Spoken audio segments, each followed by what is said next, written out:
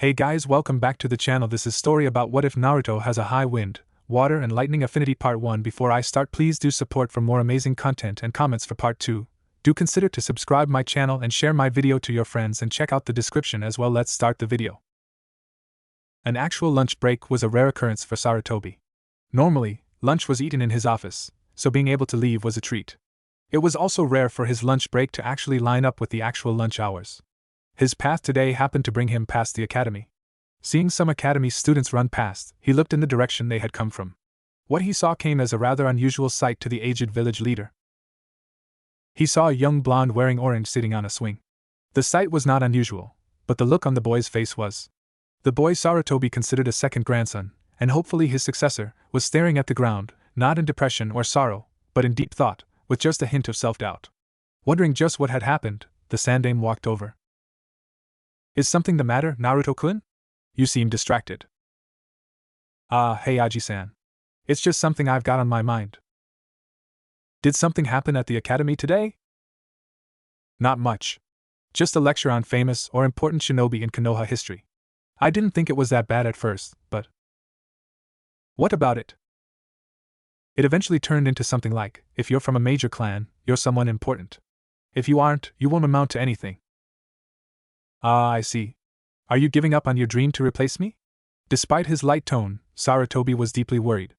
Not just for what could happen if Naruto decided he no longer wanted to defend the village, but more importantly, if Naruto didn't want his job anymore, that meant that he couldn't retire again, and would be forced to continue with the damned paperwork. Currently, there were only 2 people in the entire village who had both expressed a desire to take over as Hokage and the potential to actually make it. Naruto was one, and the other was his biological grandson, Konohamaru.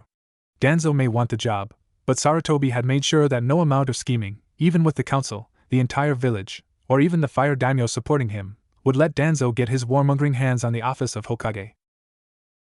No, I still want your hat, but the lecture made it sound as if you had to be from a major clan in order to ever be really great.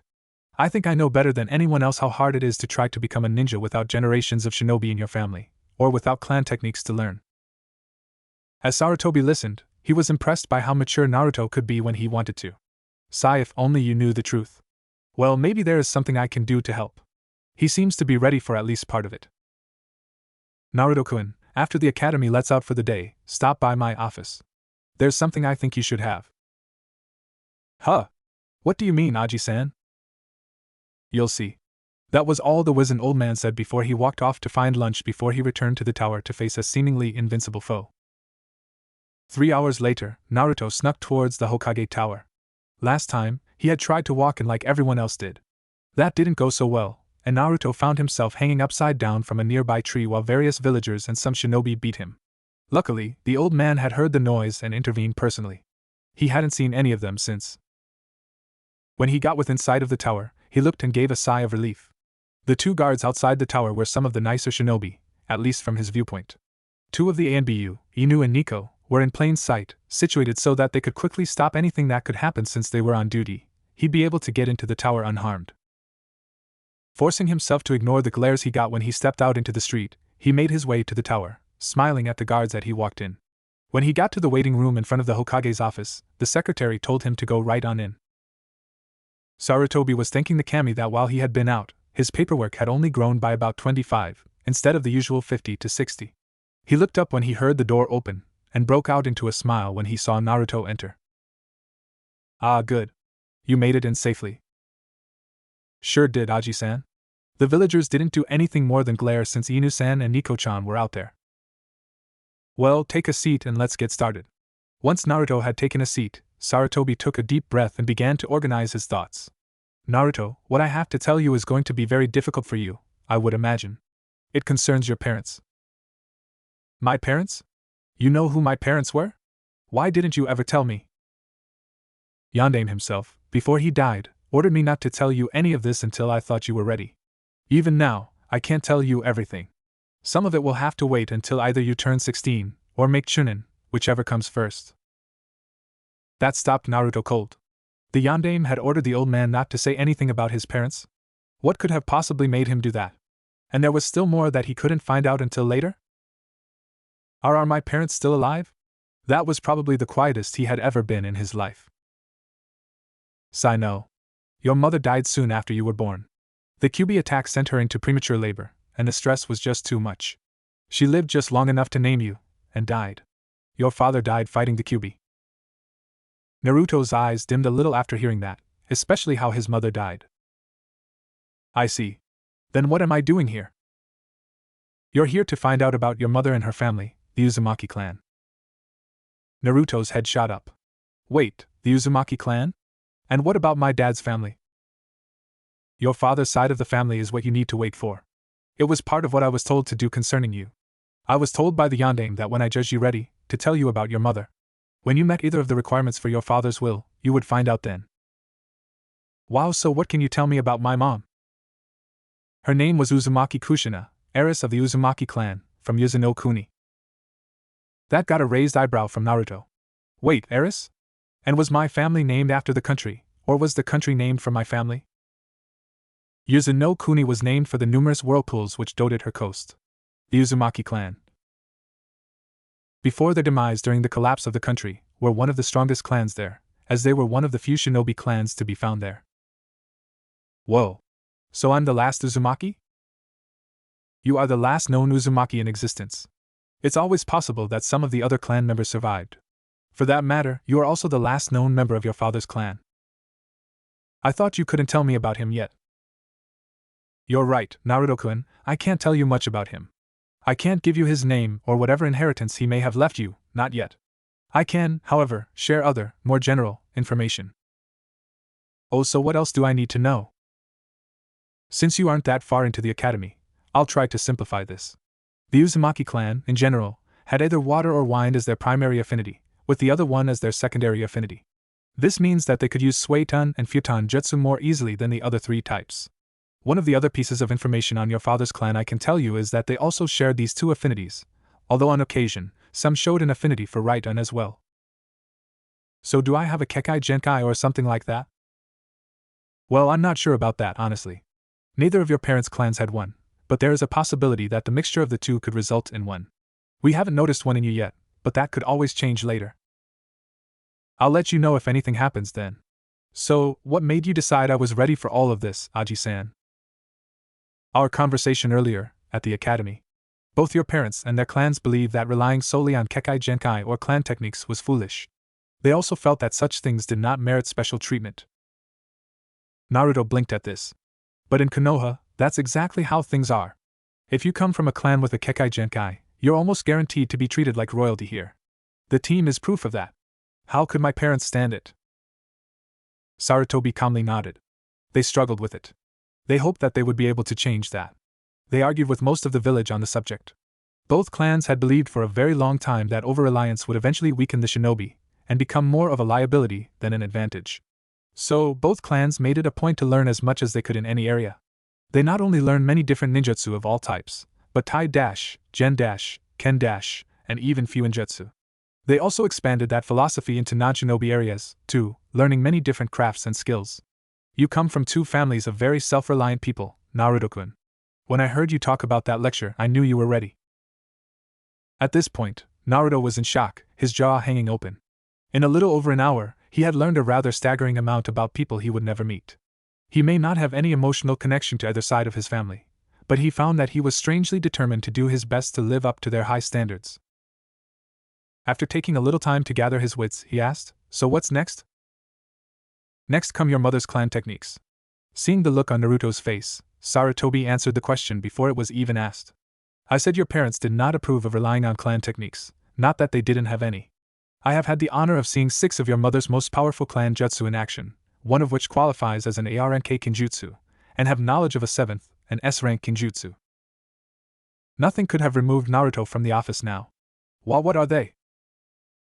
Silently, Sarutobi got up from his chair, walked to the back of his office, and opened up a hidden safe behind a false wall with pictures of the holders of the Hokage title. He removed 2 scrolls and returned to his desk. He handed one of the scrolls to Naruto, which was sealed with a spiral emblem. That, Naruto, is everything of the Uzumaki clan archives that can be found within the walls of Konoha. I was made aware that there is a complete library, located underneath what was once the Uzumaki clan compound in Yuzuno Kuni. When you are ready for it, you will travel there and retrieve it, if you wish. To this day, the library is undisturbed, as it can only be found, let alone opened by a blood member of the Uzumaki. Sarutobi waited a few moments for the boy to process that, then continued. Now, as for the jutsu I spoke of. It is said that long ago, there were 5 rivers to be found in hell: Acheron, the river of sorrow; Cocytus, the icy river of lamentation; Phlegethon, the river of fire; Lethe, the river of forgetfulness; and Styx, river of hate. There were also rumors of a 6th river, Mnemosyne, river of memory. The Uzumaki clan was gifted with the ability to call upon these waters in battle, to great and terrible effect. Naruto had to manually close his jaw. His mother's family could do that, and they chose not to overuse it. Finally, he managed to say, "That's only 6, and which 2 were the Kinjutsu?" Each river, when called upon in battle, would produce the effect associated with it. The waters of the Acheron would cause an opponent to be consumed in sorrow. Phlegethon waters would burn continuously, even in the absence of fuels, and so on. The Lethe water, which is the A rank, would cause the target to forget anything the user wished. Imagine being able to cause your opponent to forget every technique he or she knows, or making their body forget how to activate a Kekai Genkai, even if their mind still remembers how. Hell, you could even make their body forget how to properly channel chakra, ruining their control. Bug-eyed and chalk-white, Naruto found his voice. Holy crap! I'm almost afraid to ask about the S rank. Mnemosyne is the S rank, and the one I have never seen. The water would cause someone who drank or was soaked with it to become all-knowing, a mortal god, as it were. Naruto's jaw found its way to the floor, then through it. Yowza! That's definitely an S-rank jutsu. I'm not finished. The human mind is not capable of handling that kind of power. As a result, the afflicted person is driven incurably insane. How is this possible? To call upon the rivers of hell, it would be like summoning the Shinigami to battle your foes. Naruto missed Sarutobi flinching at how close he came to describing the final events of the Kyuubi attack. I know. It seems too good to be true, yet it is. Finally, the 7th technique is a summoning technique that can only be done near a large, open body of water, like a sea or an ocean. It is known as Kuchios, Charybdis. It summons a creature who then creates a giant, inescapable, whirlpool to consume your enemies. At this point, Naruto was taking shallow, ragged breaths, gripping the Uzumaki scroll hard enough to turn his knuckles white. I don't know what to say, Aji-san. This is unbelievable. My mother's clan could do stuff like this, and chose not to? Also, how in Kami's name could they have gained the ability to do this? Sarutobi closed his eyes, nodded, and made a ing sound. Then, he replied, Naruto-kun, to answer your last question, I have no idea. I never had the chance to ask your mother about it.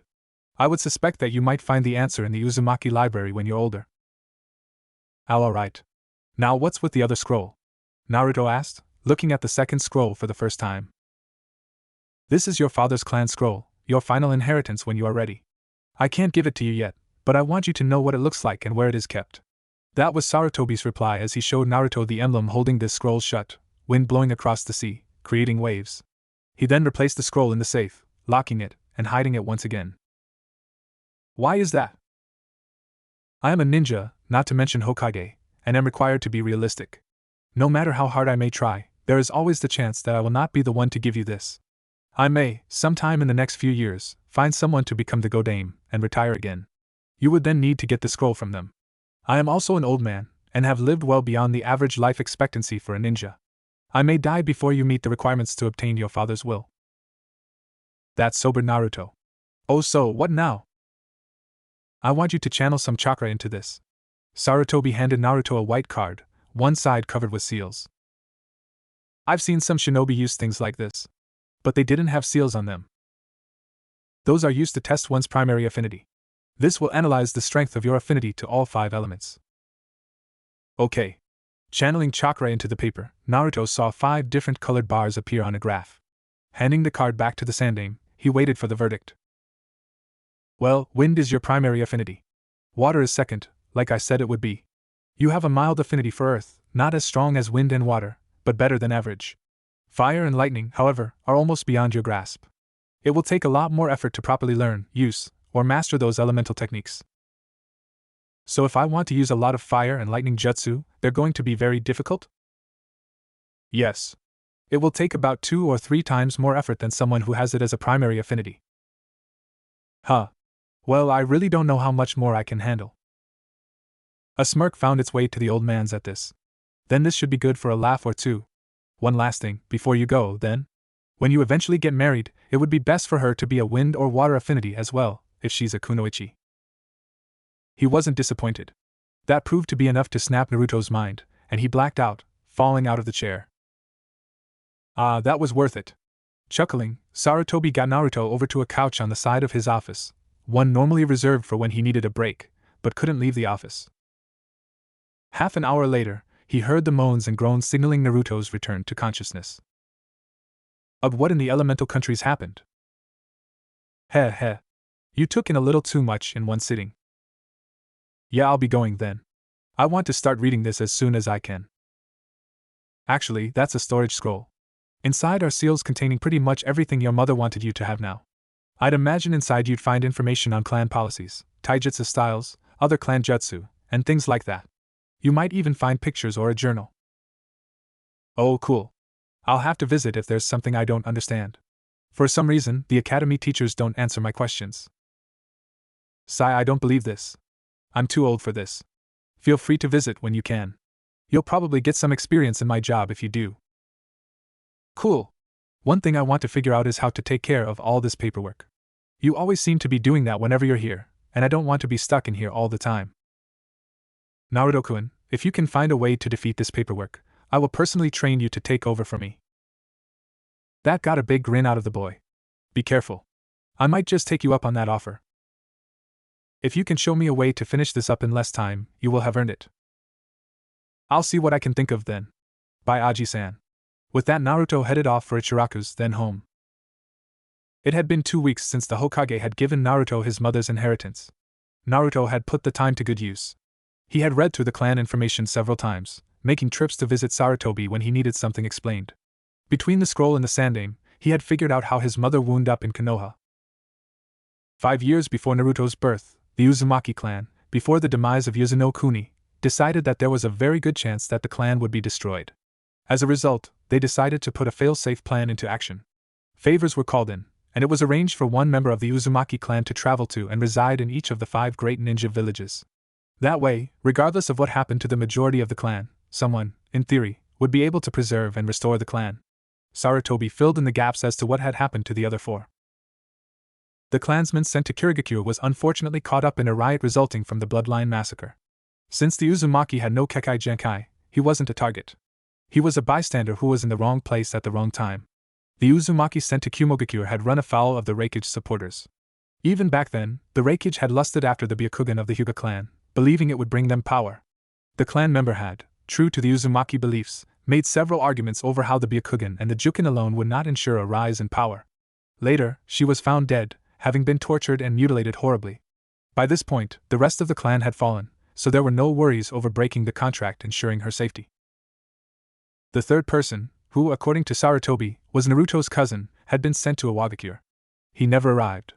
The escort party was ambushed about halfway through the journey by an unknown group, and the recovery team that was dispatched could not find his body. Sarutobi told Naruto that if there were any other surviving Uzumaki, it would be this cousin. Finally, the woman sent to Sunagakure died shortly after her arrival there. The caravan taking her to Suna was attacked by bandits.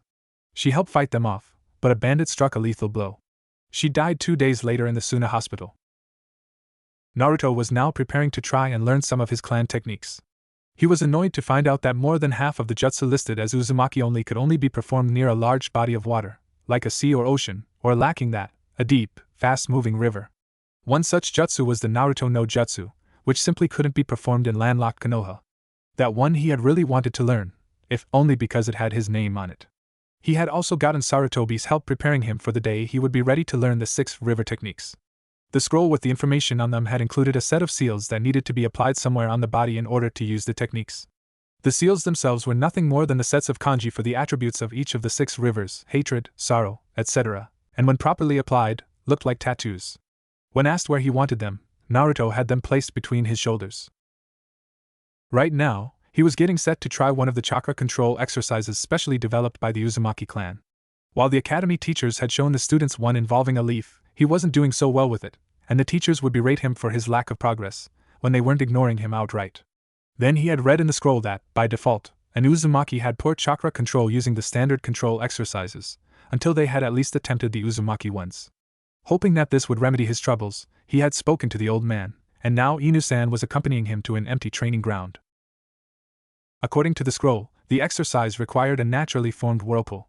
Since Konoha was landlocked, Naruto had to improvise, and the scroll had provided a way to perform the exercise inland. All that was required was a pool of water at least 5 feet deep and 10 feet wide. The training ground Naruto was heading for had a small waterfall with a basin that met the requirements. Once there, he would have to use a technique to create a whirlpool in the basin, and use chakra to hold himself on top of the whirlpool, and not get sucked under. In order to master the exercise, he would need to be able to successfully walk against the current inside a whirlpool spinning at full power. Now, to any observer, this would have looked and sounded ridiculous. An academy student, attempting a harder variation of the water walking exercise? Naruto, however, was aware of the trick to helping him learn it safely. The jutsu that would create the whirlpool relied on the amount of chakra applied to affect the size and speed of the whirlpool. Since he lacked the ability to properly control the chakra used or to use the jutsu and hold himself up at the same time, Inu-san would be in control of the technique. Should Naruto fall in, Inu-san could quickly cancel the jutsu and pull him out. Since this was a nameless technique, designed specifically for training, Naruto had no reservations about showing Inu-san how to perform it. Once they arrived, Naruto set down a backpack containing some towels and a change of clothes. For this exercise, he was wearing black swimming trunks and a white undershirt, since he didn't want to walk home in a soaking wet orange jumpsuit if he could help it. "Ready, Naruto-kun?" came the slightly distorted voice from behind the porcelain dog mask. After Naruto nodded, the ANBU began channeling chakra into the water, causing it to spin. In less than a minute, a whirlpool matching the description of the beginner's level of the exercise had formed. Naruto took a moment to focus and began channeling chakra to his feet like he was told. As one would expect, he didn't stay on top at all, but for this, it didn't matter. For beginners, all that mattered was not touching the bottom and using chakra to hold yourself in place as long as possible. Then, as control improved, you would push yourself up further out of the water until you could stand on the water. The water was cold, but not too bad. Inu-san's chakra had the extra effect of warming the water slightly. It had been warmed enough to where Naruto wouldn't be risking hypothermia. Had there not been the waterfall continuously adding cold water, and the stream taking away the warmed water, it could have been better. After an hour, Naruto was told to come out, so Inu-san could give his chakra coils a much-needed rest. The ANBU muttered, "Geez, creating and sustaining the whirlpool must double as a chakra-building technique. It's harder than it looks." That may be true, but the control part of it sure works. Check it out. Naruto had decided to see if there was any noticeable improvement with the leaf exercise, and there was. Before, the leaf had hovered about a foot above where it was supposed to, and Naruto's efforts in the past hour had shaved 2 or 3 inches off of the height. Interesting. Normally, you would be a jounin before you could hold the leaf that far off your body. Really? So I'm almost jounin level? That's awesome. Naruto started jumping up and down at that. Whoa, hold on there. The only things remotely close to jounin level about you are your stamina and chakra reserves. The combination of jounin level chakra reserves and sub-academy student level control is just asking for trouble. So do you think maybe that's why I have so much trouble with the bunshin? My Henjin Kawarimi are pretty bad too, but I can at least make them work halfway decently. It is possible. Normally, by the time a ninja makes jounin, or even chunin, they've already learned an advanced bunshin jutsu, and either stop using the academy one altogether, or only use it rarely. To be honest, the only shinobi I can think of that regularly use the basic bunshin are the academy teachers. Advanced bunshin? Can you teach me one? Please? Naruto begged, even attempting puppy dog eyes, but it only succeeded in making the ANBU laugh. Nice try, but that doesn't work on me. Only women can pull that off really well. As for the jutsu, I don't think so. If you already a genin, I'd consider it, but not an academy student. Crud. Then, would you at least tell me about them? Okay, I'll tell you about the 2 most common bunshin techniques besides the academy one. Then, we go back to training. Deal? You got it. Naruto was glad he had gotten that much of the ANBU. Normally, no one besides the old man would answer his questions. Alright. After the academy level bunshin, the most common technique is the Mizu bunshin, which forms solid clones from nearby water sources. If there isn't a water source nearby, you need to pull water from the air around you, which is very difficult. Only the Nidain was good enough to do it on a regular basis, earning him a reputation as a very powerful ninja.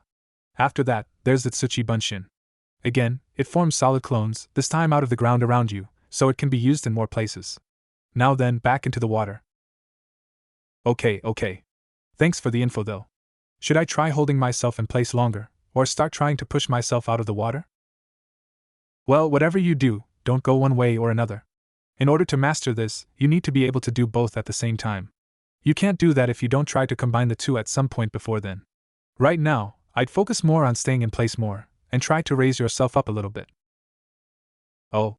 Okay. With that, Naruto resumed the exercise, trying to work on two different things at once. By the time the two decided to call it a day, Naruto could hold himself about 2 inches out of the water and hold fall in for about 10 minutes. Not the best, but not too shabby for one day's effort. He also had the leaf exercise down to the point where it would have earned a pass for any student, except him. So, 4 o'clock on Monday, Naruto-kun? Yeah, that should work. I'll be done with the academy for the day by then. I think I'll just spend the rest of today working on a clan taijutsu style I saw. The scroll says that a master of this style can beat both the Sharingan and the Byakugan. That got the ANBU's attention. Many ninja claim to have developed a style like that, but they've all failed. So how does yours work? Well, both taijutsu allow the user to see chakra. So, to counter them, you channel so much chakra that it either blinds them if you're fighting a Hyuga, or makes it so they can't see what you're doing, if it's a Uchiha. They would know only the most general of movements, like which direction you would come in at, or if you're going to punch or kick, but wouldn't be able to see if it is a closed fist, an open fist, or a hand weapon attacking. Also, doing this prevents them from copying jutsu. They can't copy the seals if they can't see the seals, right? The ANBU was at a loss. It makes sense in theory, but how does he know so much? I suppose, but how do you know so much about their Kekkei Genkai? That sort of information is highly classified. Before she died, my mom took notes on all the Kekkei Genkai in the village, and came up with a bunch of possible strategies on how to beat them. It's up to me to see if any of them work, though. This should be interesting. The ANBU muttered to himself, I should have known. The Uzumaki dislike of Kekkei Genkai was legendary in the shinobi world. Of course she would have wanted to prove her point here, where Kekkei Genkai are worshipped. Minasan? The ANBU turned to look at Naruto. My clan didn't dislike Kekkei Genkai, at least not as much as what you might think. They disliked it when clans became dependent on them to fight. Second, you knew my mother? I knew of her, but I never really got the chance to meet her. What I do know is that she had a reputation as being a true kunoichi, not some pathetic fangirl type. Now, I thought you were orphaned at birth. How could you know about the Uzumaki clan? I was. Mom died after I was born, and my dad died fighting the Kyuubi. The Yondaime had ordered the old man not to tell me about Mom until I was ready. He told me about 2 or 3 weeks ago. Sensei, what could have prompted you to do that? What about your father and his family? Not much. Aji-san said that most of that would have to wait until I either turn 16 or make chunin. What I do know is that they had pretty much the same attitude as the Uzumaki on things like Kekkei Genkai. Huh. Why does this sound so familiar? Anything else? Yeah. The rest of my inheritance is in a scroll in Aji-san's office, sealed with an emblem dealing with wind and waves. Naruto heard the sound of someone choking, and looked at the ANBU, only to see him lying on his back, coughing. By the kami! There's no way he could be Sensei's son. I mean, aside from the hair, the eyes, and oh shit. Damn it, how could I miss this? Without the whiskers, he looks just like Sensei. Hataki, you idiot! Take your own advice and look underneath the underneath. Are you okay, Inu-san? Yeah? A fly flew into my mask and down my throat. How could a fly get through that mask? Alright, I'll see you on Monday then. Bye. Naruto walked out of the training area, leaving the ANBU to sit up, one thought running through his head. I need to talk to Sandaime-sama about this. Following his new training program had sent Naruto to bed exhausted. In the morning, he was refreshed, although he was still a little sore. He was now headed towards the academy to see if his new regimen had done enough compared to his classmates' training.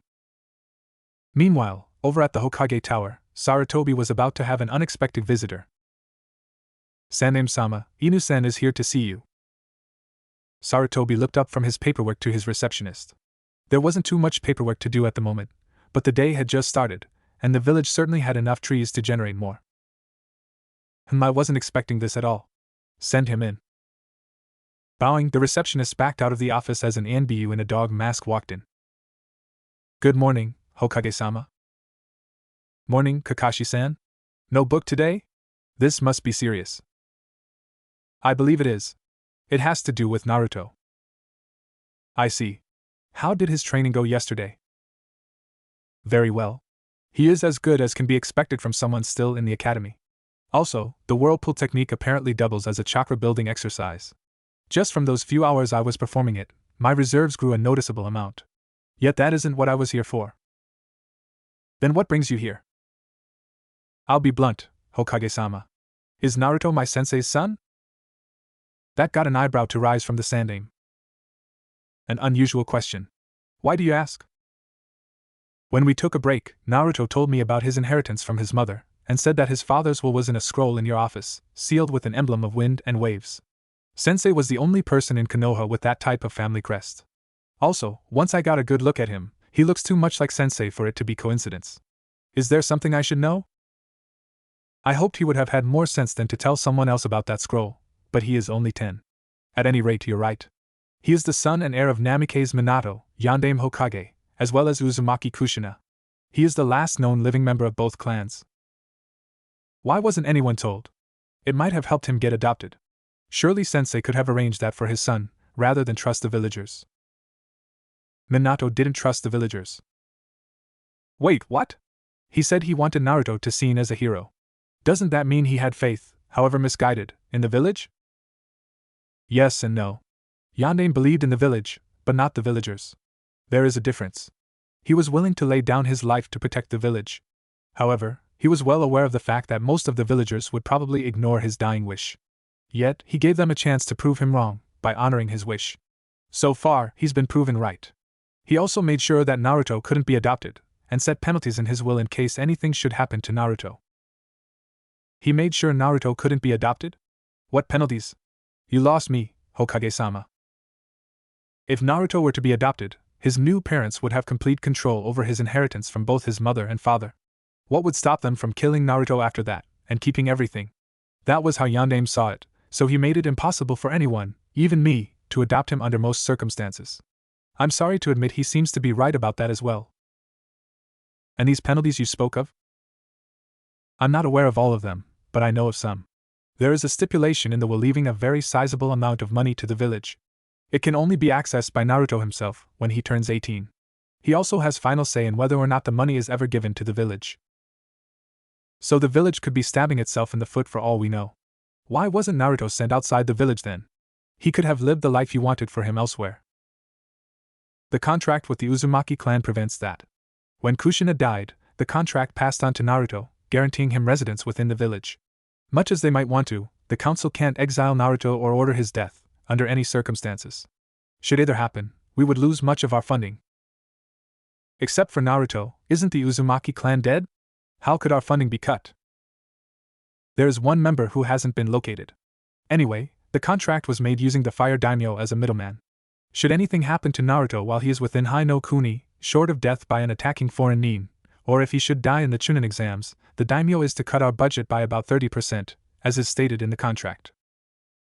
Wow, they've really got us in a tight spot then.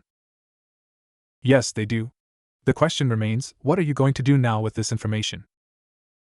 I think I'm going to give Naruto a little bit of extra training. Nothing major, just some help correcting what the academy teachers might have done to sabotage him. Maybe teach him some easy jutsu. I don't think that's unreasonable. I see no problem with that, and will arrange for you to do so. I would, however, ask you to tell Naruto not to speak of his father's will. That must be kept a secret. Yes, sir, Hokage-sama. Now then, we need to get over to the academy soon. Naruto couldn't believe his luck. The normal teacher was out sick, and the replacement teacher was the one teacher in the academy who seemed to like him, a Chunin named Yumino Irika. Also, he had actually managed to arrive on time, if not a little early, so things were really looking up. Now all he needed was a good seat. Normally, he would try to get a seat next to Sakura-chan, but she and the only other blonde in the class, a girl named Ino, had just gotten into a fight over who got to sit next to Sasuke team. Sakura had lost, and dumb as Naruto could be sometimes, he decided that trying to sit next to her today was not a good idea. That left him sitting next to Kiba and a really shy girl in a bulky beige jacket. He just hoped she wasn't a Sasuke fan too. He wasn't sure he could take that. Hey, is it alright if I sit here? Yeah, sure. What, you aren't even going to try today? Are you kidding? I can see the storm clouds over her head. I really don't feel like dying today. Fair enough. Grab a seat. Naruto sat down on the other side of the kunoichi in training, who instantly started fidgeting with her fingers and turning red. Hinata, is it? The girl nodded, mumbling something Naruto couldn't make out. Are you okay? You look like you're overheated. Maybe you should take off the jacket. That proved too much for Hinata, who promptly gained a full-face blush and fainted. What happened up there? Came the call from Irika, who had heard the thud at the front of the room. Naruto answered. Hinata overheated and passed out. At least I think she overheated. Maybe she's sick. Her face was red. Well, then let's start today off with a quick lesson in first aid. If something like this happens, get the person onto the floor, put padding under her head, and elevate her feet over her head. You might want to remove any clothing that would restrict her breathing. With the rest of the class watching, Kiba and Naruto followed Irika's instructions, removing Hinata's jacket and using it to cushion her head. At this point, Kiba needed some tissues to stop his nose from bleeding when he got his first look underneath Hinata's jacket. Heh. Hinata's 10, and she's already better developed than any of the other girls here. Score! Naruto just rolled his eyes and kept going. Man, I hope she's alright. If anything happens, I just know I'll be blamed. Soon, Hinata woke up and saw Naruto bend over her, with the rest of the class behind him. What happened? You passed out. You might want to keep the jacket off, or at least unzip for a while. Hinata looked down at herself, noticing her jacket was off, and was about to faint again, when Naruto said, Hey, don't faint again. Kiba and I just got your jacket off. That proved to be the wrong thing to say, as that prompted her to faint again, with another full-face blush. Ah man. Sighed Naruto, when she comes to, bring her down to the sparring field outside. With that, Irika herded everyone else out the door. Naruto bent over Hinata, making sure she was still breathing.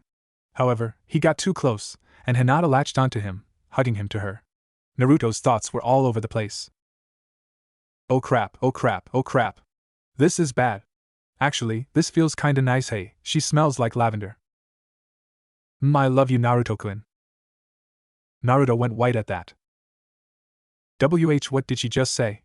Maybe she just likes Naruto slices with ramen. Yeah, that's got to be it. There's no way she meant me, right? You always look so cute with those whisker marks. Just makes me want to. Crap. How could she think she likes me? We don't even know each other. I'm going to die.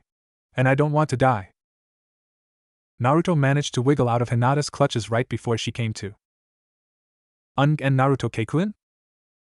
Hey there Hinata-chan.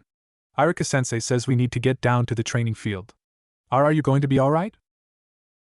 Hinata almost fainted again when she heard the chan added to her name. What kept her from doing so was what Naruto said about Irika's orders. Okay, let's go then, Naruto-kun. Hinata failed to notice Naruto pale when she said his name. Yeah, let's go. With that, the two headed down to the training field in an awkward silence. When they arrived, in addition to Irika and their classmates, they saw the Hokage, several jounin, and 3 NBU. When Irika saw that they had arrived, he signaled for the Hokage to begin. Alright then. I'm sure you are all wondering what you are all here for. Some of you may recall that, when you first entered the academy, you were tested to see where you stood. You are now midway through the academy, and we wish to see where you are at now. This will not affect your grades in the academy. It is merely for us to know how the academy is doing in teaching you as an individual, to prepare you for life as a shinobi. At this, many of the students, mostly Sasuke's fangirls, started worrying. They knew that this could be potentially embarrassing. For some reason, the academy placed a heavier emphasis on book work, and because of that fact, many had slacked off on physical training to gain more study time. The elderly Hokage continued, Now rest assured that we will not be doing all of these assessments at once. They will in 2 weeks, and will be spread out over 2 or 3 weeks, giving you ample time to prepare yourself. Now, are there any questions? Sakura raised her hand. Hokage-sama, what are we being tested on? Good question. You will all be tested on stealth, stamina, chakra control, weapon skills, jutsu, and several other categories. Is there a written test? Came a question from another student. No. This assessment covers the practical aspects of shinobi life. The academy gives you enough written tests, too many for my tastes. Personally, I find most written exams are poor indicators of how good a shinobi a person is. At this, relief flooded Naruto's mind, while stress entered the minds of most of the other students. A practical test. I stand a chance. Thank you, Kami. Now then, are there any other questions? No? Then let me explain the reason for the presence of all of these people behind me. They are here to help refine any skills you wish to work on before we begin the assessment. You will be spending all of this week working with them, as well as continuing your personal training on your own time. Each day you will work with a different instructor. This will also serve as an example of what you can specialize in as a shinobi. Will the instructors please introduce themselves? YOSH. I am Mato Guy, Taijutsu Specialist. I am to help you improve your stamina. Embrace the Spring TACK. The odd man in green spandex suddenly clutched his throat. Sorry about that, Guy. I did that. I'm Yuhi Kurinai, a Genjutsu Specialist, and I'll be working with my group on chakra control. Well, I guess I'm up next. The name's Sarutobi Asuma, and I'll be helping with projectile weapons. Cough, I'm Gecko Hack 8. I'm Hack a Kenjutsu Specialist, cough, and will be working with Hack Close Range, Armed Combat. Cough, cough. The name's Shiranui Ginma, and my group will be covering tracking and stealth. I'm known as Inu, and my group will be covering ninjutsu. I'm not teaching any, but you will learn tips on how to learn jutsu faster. Following the introductions, Sarutobi spoke once again. You should also know that Yumino Irika has agreed to give lessons on basic traps. Now then, I suggest that you split up and choose an instructor. Naruto was torn. He couldn't decide which group to join for the day. The chakra control group was out until he got better at his clan's personal ones. Since he was able to evade Jounin and Anbu to a degree, he decided stamina could wait a bit. Inu's group would probably be the biggest, at least today, so Naruto decided against that in favor of more personal attention. On the other hand, he knew he needed help with kunai and shuriken throwing, so Asuma's class was high on his list of priorities. The same went for tracking and stealth. He wasn't sure about what the Kenjutsu teacher could do, but knew what he was teaching was important. Eventually, he decided to take Irika-sensei's trap-making class. When the other instructors saw Naruto head towards Irika, they let out a small sigh of relief. They didn't hate him, but they were nervous about his habit of pulling pranks on his teachers. Since they didn't know about his training with Inu, Yumino Irika was the only teacher who Naruto seemed to listen to, and even he wasn't completely safe from Konoha's self-proclaimed prank king. When they were asked to help with this, the Jounin all went to Irika to ask for tips on how to handle Naruto. His reply was simple. There's no real trick to it. Just pay attention to him and treat him with respect, and he won't do anything too terrible. In other words, treat him like the other students. If his advice worked, it looked like this wouldn't be too bad. The week had passed quickly. Aside from a little awkwardness when Hinata was around, there weren't many problems for Naruto. He still wasn't sure what to do about Hinata had said, so he decided that he wouldn't mention it to anyone, and spend more time around her to see how he felt.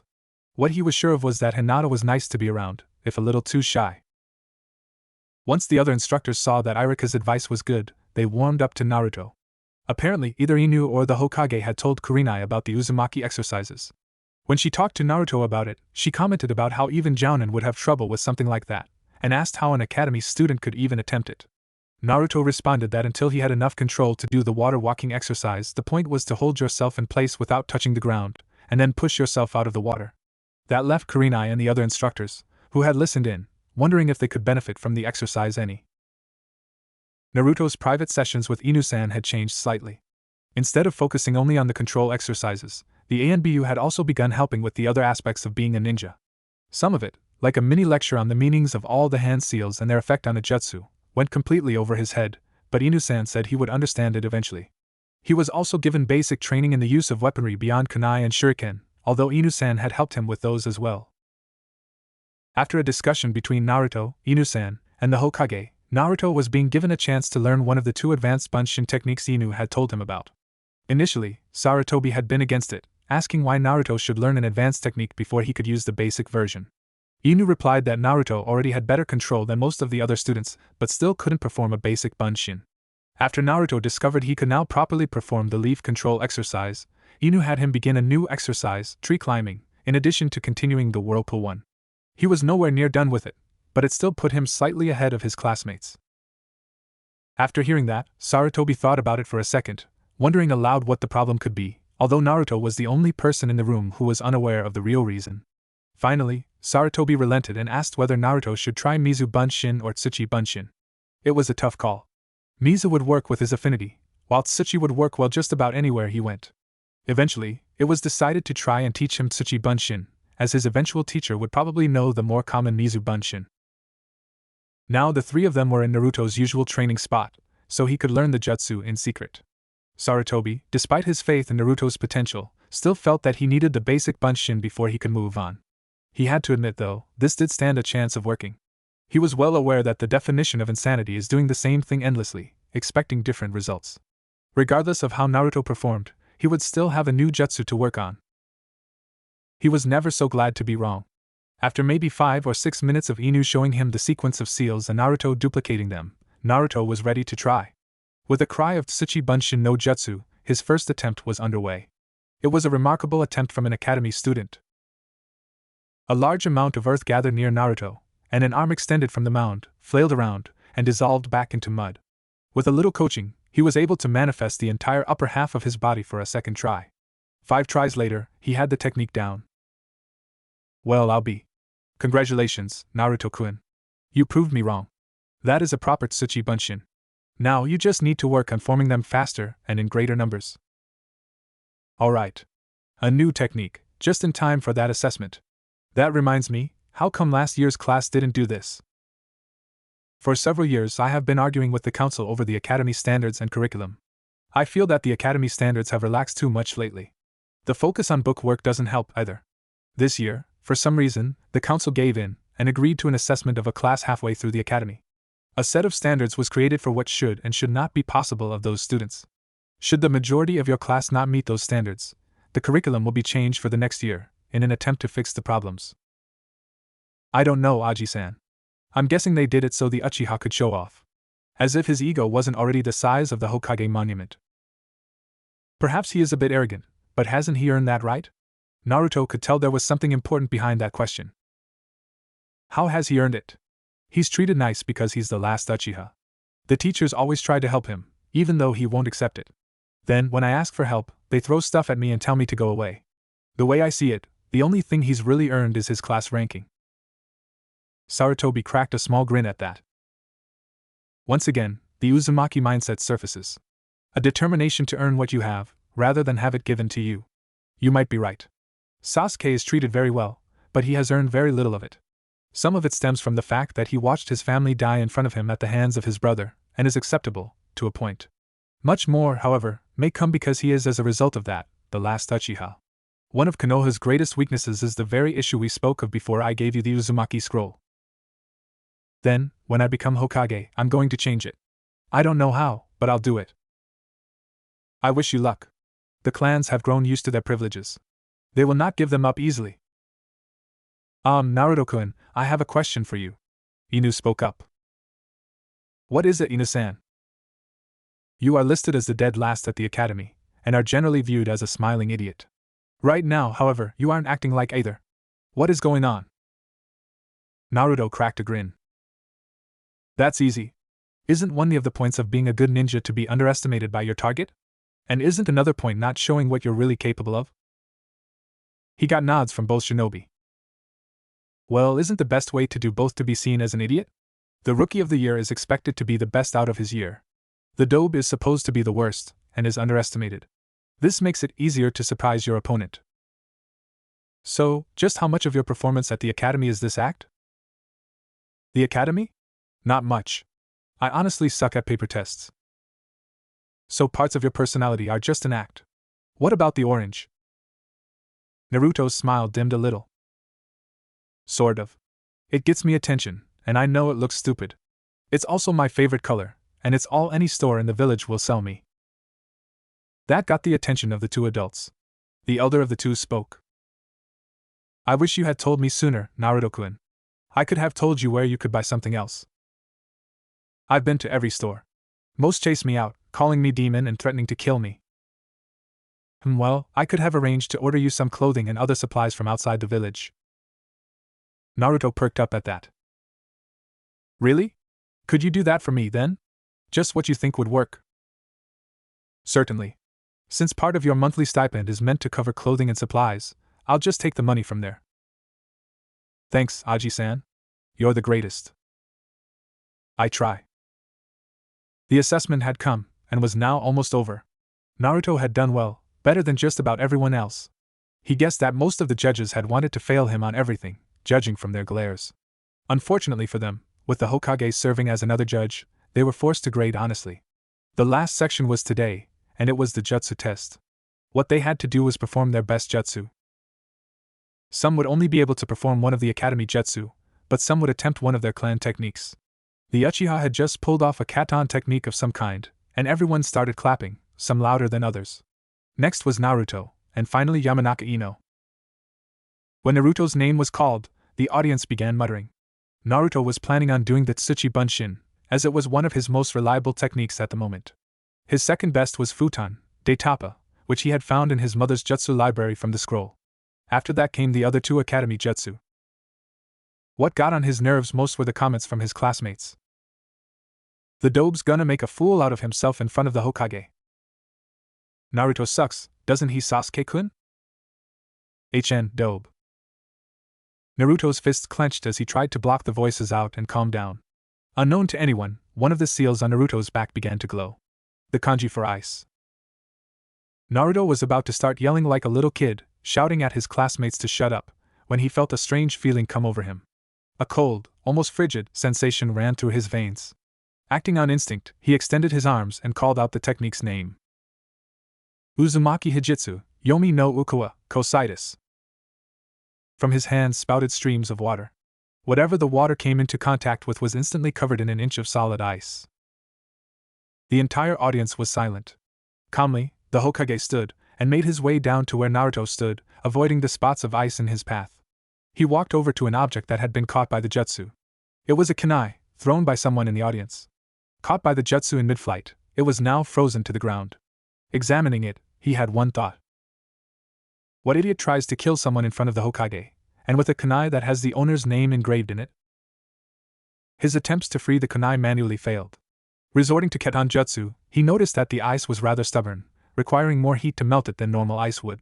To melt the patch of ice, he had to resort to Katon, Carrier Enden, an act which seemed like overkill, both to him and to everyone watching. Breaking the kunai free, he hands it to an ANB for further investigation. Turning to Naruto, Sarutobi speaks to him in a voice only the two could hear. Naruto-kun, first off, that was very impressive. Second, you really shouldn't be practicing those jutsu unsupervised. Aji-san, I haven't even tried to do one before. All I know is that I was trying to calm down for this, and this weird feeling came over me. Then I just called out his name, and well, this happened. I see. Well, I'll ask you not to try any of the other 5 for a while, at least not without my knowledge. Deal. Sarutobi turned around to face the audience, who were currently either bracing for an attack or scared speechless. Is there a problem? Sheepishly, the audience sat down, and Sarutobi walked back to his seat. Activating a jutsu like that through sheer willpower. Impressive. And the river jutsu seemed to require much higher level jutsu to counteract them. Good to know. Naruto turned around to return to the rest of the class, whose jaws were wide open. The exception was Sasuke team, whose teeth were grinding together hard enough to cause sparks. Dobe, where did you learn that jutsu? Didn't you hear me, team? Uzumaki Hijitsu. It's a clan technique. You don't have any parents. How could you have any clan techniques? Piped up a random Sasuke fangirl. Obviously, I had some at some point. The Hokage just gave me my mother's clan scroll a couple weeks ago. That slightly abetted the looks. He sat down, and due to a sudden seating swap by his classmates, he found himself next to Hinata, who was imitating a turtle, trying to hide in her jacket. See, congratulations, and Naruto-kun. Thanks, Hinata-chan. You know, Hinata's really not so bad. That stuttering, though. I wonder if that stuttering is an actual speech problem, or if she's just really shy and nervous all the time. I just need to get to know her better. When everyone had calmed down, the Hokage cleared his throat and called out, "Will Yamanaka Ino please come down?" Ino stood up, walked over to Shikamaru, and dragged him down to the platform. She then performed her clan's Shintenshin no Jutsu. It was nowhere near what it was supposed to be, but for a 10-year-old, it was still rather impressive. Sarutobi stood, thanking the students for their performance, and the audience for coming. The students were dismissed for the rest of the day. Naruto sat in a chair in the Hokage's office, in a stunned silence. He had just been through a life-changing night. Some of his questions about his life had been answered, but new ones had popped up to take their place. The last 2 years had been relatively peaceful for him. After his performance at the assessment, the attacks on him had almost completely stopped. He still wasn't welcome in most places, but it was still an improvement. Since then, the most common physical assaults came from drunken villagers, who he could easily outrun. The worst one had been during the QB festival after the assessment. A group of villagers and shinobi had gotten together and broke into Naruto's apartment, intent on killing him. Naruto had been so terrified, he activated the second river technique, the Uzumaki Hijitsu, Yomi no Ukuwa, Phlegathon, on sheer instinct. The resulting fire burned just about everything in his apartment. Naruto had survived relatively unharmed, but shaken up. The Uzumaki scroll had also escaped, strangely undamaged. It had been hit directly by the jutsu, but showed absolutely no signs of it. The Sandaime guessed that somehow, the scroll was immune to the Uzumaki clan techniques, and possibly to most any damage, as a protection against the scroll being destroyed. He also guessed that somewhere within the scroll was either a jutsu or special seal that would destroy the scroll if needed. Beyond some clothes and supplies, not much else was recovered. The attackers also survived, but were badly burned. They were taken to the hospital for treatment, but were never heard from again. Later, it was discovered that, with practice, Naruto could control what the jutsu burned. He could command the fire to burn only a specific target, leaving everything else untouched, or to burn everything but a chosen item or group of items. Sarutobi was aware of the possibilities for this. Naruto could set fire to a certain document in a group, burning it to ash, without harming the others, or create a fiery barrier that only certain people could safely pass through. It was also confirmed that the river jutsu did require more effort to counter than their normal equivalent. The fire hadn't spread beyond Naruto's apartment, yet, in order to put the fire out, it required an amount of water that would have made more sense if the entire building had been on fire. Following the investigation, Sarutobi found Naruto a better home. He was now under the care of Inu, or when he was off duty, Kakashi. Sarutobi had gone through the Yandaime's instructions for Naruto, and found he had misread part of it.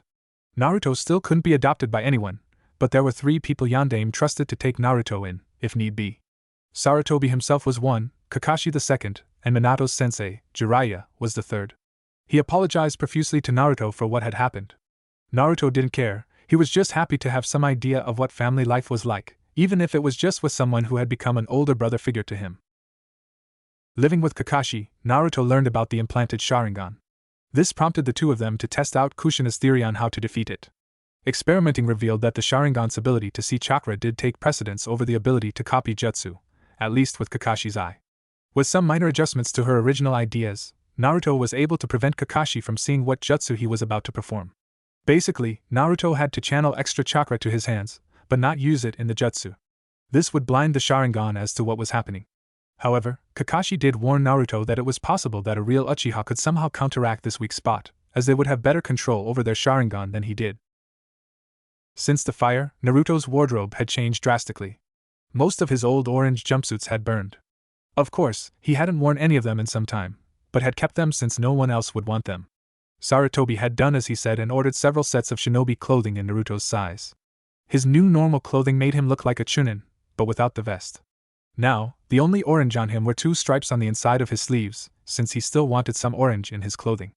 Sarutobi and Kakashi also convinced him to buy some casual and formal clothes as well, for occasions where a combat uniform was inappropriate.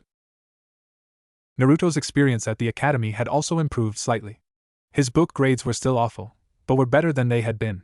They had gone up first when Naruto moved in with Kakashi, and again when Iruka became Naruto's normal teacher. He had spent more time around Hinata, and it showed. She still blushed and fainted when he was near, but now he normally had to make an effort to get her to do so. Of course, he still managed to make her blush and faint without meaning to. The stutter was still there, but had also lessened greatly. Naruto still wasn't sure how he felt about her, although she was pretty cute, and he enjoyed her gentle, shy, and quiet personality. Hinata still wasn't aware that she had confessed to Naruto, but was loving the fact that her crush was actually paying attention to her. Sakura seemed blissfully unaware of the change in Naruto's attention, although everyone else in the class was wondering what had happened.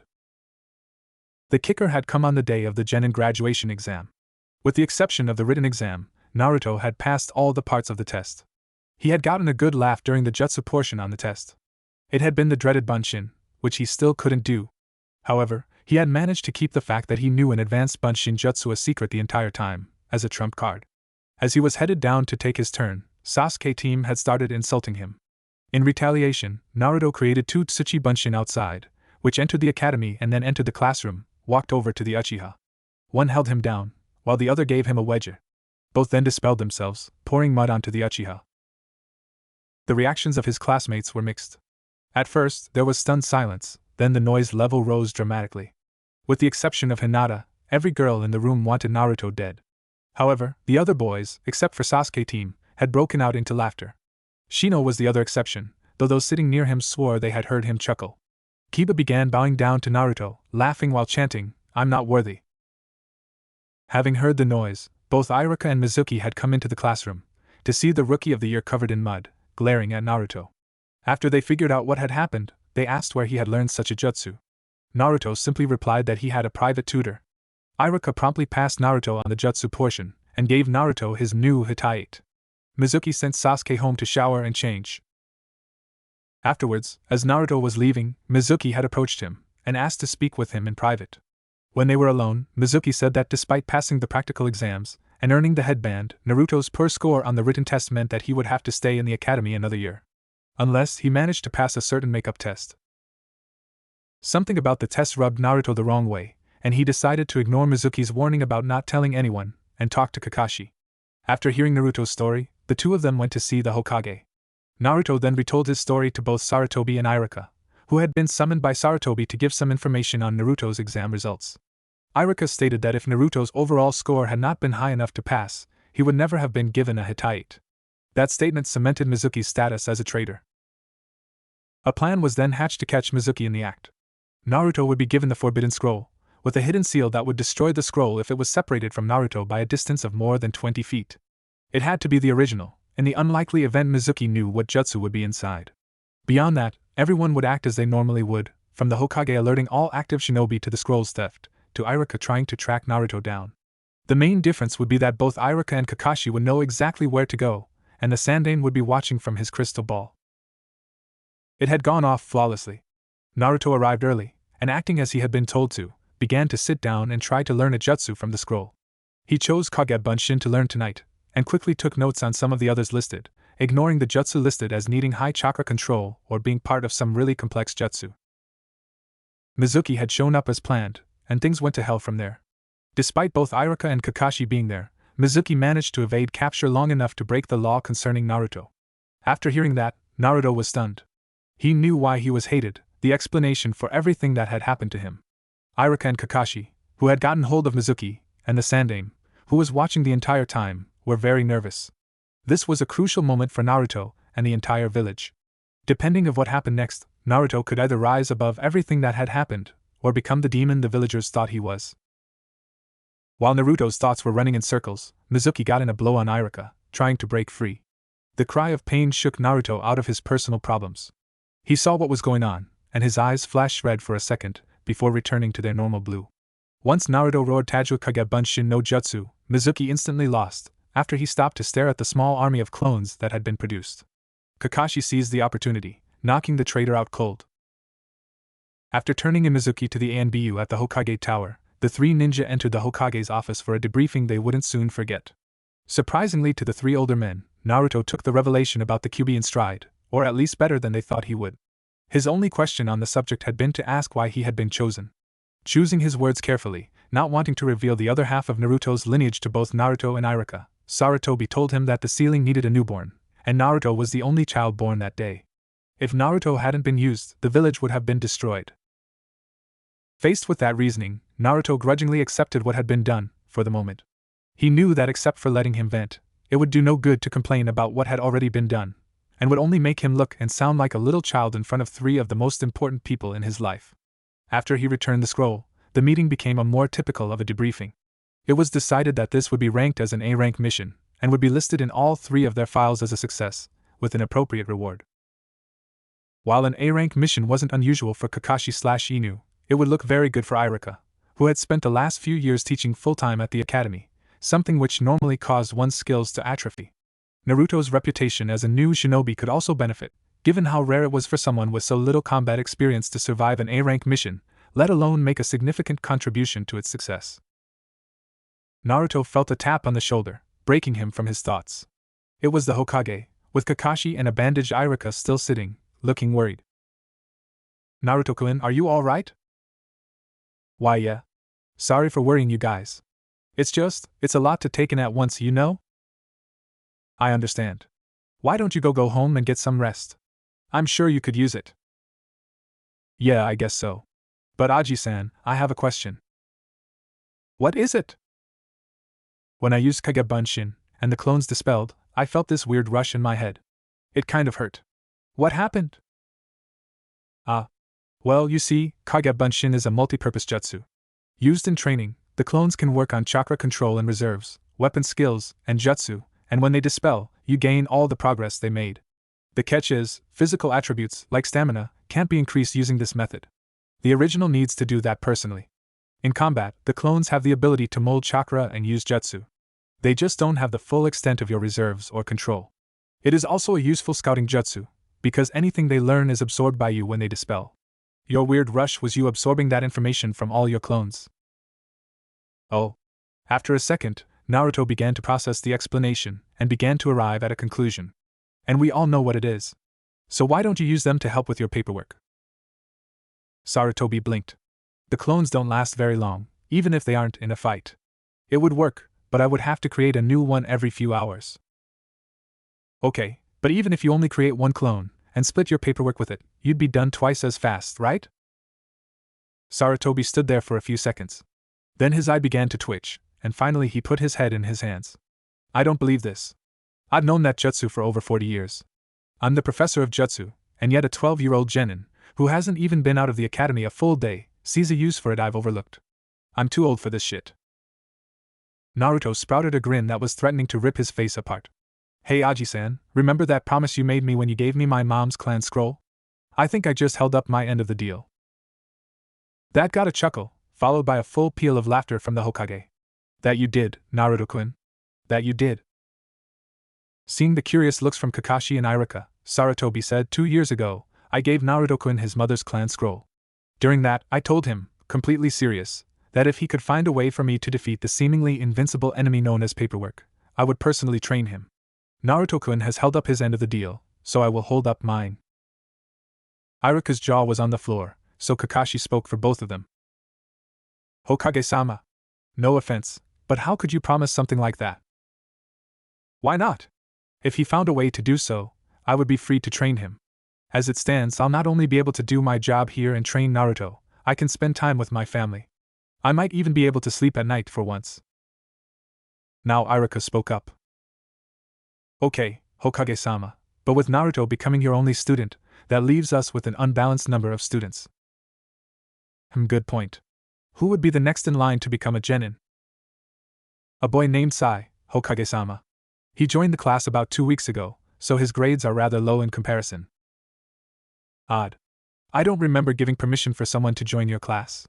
I wouldn't have done it anyway, so close to the graduation exam, not without a valid reason. Well, tell him he passed. Yes, sir, Hokage-sama. Well then, I believe that about does it for now. If anything comes up, I'll let you know. Good night. 2 months had passed since Naruto became Sarutobi's apprentice. Some of the Sandame's rules had taken some time for Naruto to get used to, like calling him sensei instead of Aji-san. Sarutobi himself was having trouble getting used to Naruto using a respectful form of address when speaking to him. Naruto's training was also rather unusual for any shinobi, as Sarutobi wanted Naruto to be well-rounded in as many aspects of shinobi life as possible before specializing. In addition to the conventional ninja training, such as taijutsu and ninjutsu, Naruto had decided to learn to fight with various weapons as well. Along with kunai and shuriken, he was learning to use kama, various types of swords, and Sarutobi's weapon of choice, the staff. With Sarutobi's help, Naruto had also mastered the Uzumaki whirlpool control exercise, walking against the current for over an hour. His ninjutsu training was more in line with what would be expected from a normal training session. Naruto would be shown a jutsu, and would need to demonstrate a certain level of competence with it before being taught a new one. Also, instead of catering only to his affinities, Sarutobi had decided to teach the jutsu in a set cycle, so Naruto would learn jutsu from all 5 elements. However, his rotation was different in that for every Raiten and Katan jutsu Naruto learned, he learned 2 or 3 jutsu from the other elements. Taijutsu training was perhaps the most difficult for Sarutobi to teach. Despite him being in excellent health, Sarutobi was simply getting too old to teach taijutsu, especially to someone as energetic as Naruto. One of the best ways to teach taijutsu was a process of explanation, demonstration, the student's attempt, and finally sparring.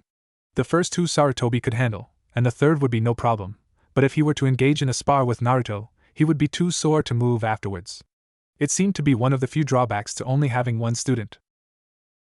Mato Guy would have happily allowed him to join his team, and had made offers to that effect. Even though Guy would have gladly helped anyone who asked, Sarutobi and Naruto declined the offer, as it would seem that the Hokage was giving special treatment to his student, and neither of them wanted the situation to look like that. Instead, an agreement was made, where Naruto would spar against Guy's student, Lee, every other day, with both senseis watching. Afterwards, Guy would critique their spar, and work with both genin on improving their form. It wasn't perfect, but it was better than nothing. After about 3 such sessions, Naruto and Lee had developed a friendly rivalry. Naruto would also join Guy's team on random missions, to give him experience dealing with the team mentality. For Naruto, the most difficult training he would ever undertake had nothing to do with physical exertion. Sarutobi was training him in the duties of a Hokage, as well as the needed abilities, like managing a budget and how not to accidentally offend a visiting dignitary. That meant that most of the lessons and lectures he had tuned out in the academy had come back to haunt him. Thankfully, Sarutobi made a better teacher for those things than most of the teachers at the academy. Naruto soon caught up to where he should be, and added new lessons on top of it. Because of the Kage Bunshin trick, paperwork was nowhere near the invincible enemy it had once been. With Naruto handling the rubber stamp level paperwork, and Sarutobi creating 2 Kage Bunshin to split the remaining work with, the bulk of the day's labor was done within 2 or 3 hours, and whatever else entered the office over the course of the day was quickly dealt with as well. With his desk now regularly free of debris, Sarutobi finally noticed the act of vandalism committed on it by the man who had been both his successor and predecessor. Both master and apprentice found the cartoon of a spiky-haired man giving the nice guy pose, with the caption Namikaze Minato was here hilarious. The etiquette lessons were rather grueling. The only thing keeping Naruto there was that, by now, he was well aware of how important they were. He had lost count of the number of times his sensei had been able to deal with someone calmly, and then vent any frustrations when in private. He vividly remembered the first time he had ever seen it happen. It was right after the genin teams had been assigned. Teams 8 and 10 had both passed their second exams easily. Team 7 had failed, as was usual with Kakashi as the possible sensei. The catch was, the council had ordered that Team 7's failure be ignored. It was no secret that the council was sucking up to their precious Uchiha, a fact which disgusted just about everyone who had passed their Jounin sensei's test honestly. Sarutobi had argued against it, pointing out how unfair it was to the other teams, those that had failed and who had passed. He got nowhere with that. Team 7's pass was put to a vote, and was approved. Then someone asked if the rumors that Sarutobi had taken a new student were true. Sarutobi confirmed them, along with identifying Naruto as the chosen pupil. Immediately, the members of the council who favored Sasuke were up in arms, arguing for the Sandaime to take Sasuke as his student instead. Sarutobi used a 3-pronged argument to silence them. His first point was that he was under no obligation to take a student. He was doing this because he wanted to teach Naruto. Second, the council had no right to demand that a particular student be taken by a certain teacher. That was for the Hokage to decide. Finally, he pointed out that the council had just overturned Team 7's failure, binding Sasuke to Team 7. Following that meeting, Sarutobi ushered Naruto into his office, locking the door and invoking a soundproof barrier jutsu. Then, he began to rant, showing a temper Naruto had only seen from the man when people had been caught trying to harm him. He prayed that he would never, ever give his new sensei a reason to get this mad at him. Like everything else involving his ninja career so far, Naruto's missions were unorthodox as well. As the Hokage's apprentice, Naruto often found himself running Sarutobi's errands. Normally, that meant running messages and official documents all over the village, both tasks being Chunin level, and counted as missions, varying between D and C rank. He wasn't paid for them, as it was one of his duties as an apprentice. He often performed regular D rank missions too, to earn some pocket money. He had even managed to catch Tora the cat single-handedly, and was keeping how he did so a secret. One of Naruto's all-time favorite missions so far had been when Sarutobi had to deal with village business outside the office. The business was important, but someone had to be here to hand out missions. There weren't any dangerous ones on the docket, just some D ranks for the genin. He eventually decided to let Naruto handle the assigning. The teams would receive their missions from him, and would report to him when they were done. Well, Naruto-kun, do you think you can handle this? I think so, sensei. 4 D rank missions, with 4 genin teams coming in. Shouldn't be too hard. Yes, that's why I'm not having someone else handle this. Good luck. With that, Sarutobi walked out. The 4 missions were garden variety, one of them literally. A villager's garden needed weeding. The other 3 were house painting, unloading and inspecting a shipment of new kunai for a local weapon shop, and catching Tora the cat. About 20 minutes later, the teams showed up. Guy's team made it first, followed by Asuma and Team 10, then Team 8. Team 7 showed up last, not due to Kakashi, but because 2 of his genin had gotten in an argument on the way over. Sai had said something to Sakura, resulting in him needing to see a medic nin. All the genin were wondering why Naruto was in the Hokage's chair. Sakura stared at Naruto, then piped up. Naruto Baka, what's going on? Where's Hokage-sama? Sensei had to leave on village business. I'll be handing out missions to all of you today. Kiba spoke up. So, you're getting a taste of your dream job, huh? What's it like? I like it. It comes with a comfy chair. This earned a laugh from those present who had a sense of humor. He then listed the 4 missions for the day. Sasuke walked up and was about to grab one of the scrolls when Naruto said, "What do you think you're doing, Uchiha?" Taking a scroll, Dobe, what does it look like? You don't just take a mission, it's assigned to you. You should know that by now. Sasuke was pissed. The Dobe was calling him an idiot? How dare he? He clenched his fist. Why I oughta. Sasuke! Stop that! Kakashi admonished. He's right. Until Hokage-sama returns, Naruto outranks you, at least for this. You would never have done that if Sandaime-sama were here, would you? He outranks me? He's a genin too. Hokage-sama put him in charge of assigning us our missions. That puts him higher up in the chain of command. It also means that when the missions are done, we will report to Naruto as well. That shut Sasuke up. Naruto knew he'd never get anything close to an apology out of him. Well, since that's settled, on with the missions. Usual system, first come, first served. Guy-sensei, which one do you want? With Tenten in the room, Guy knew better than to take anything but the mission inspecting new kunai. Team 10 left to go paint a house, and Team 8 headed towards the garden, leaving Team 7 looking for a cat. Life was good for Naruto. He had become a shinobi, was being trained to become a Hokage with actual experience doing the job, and he got to spend time with one of the handful of people he considered family.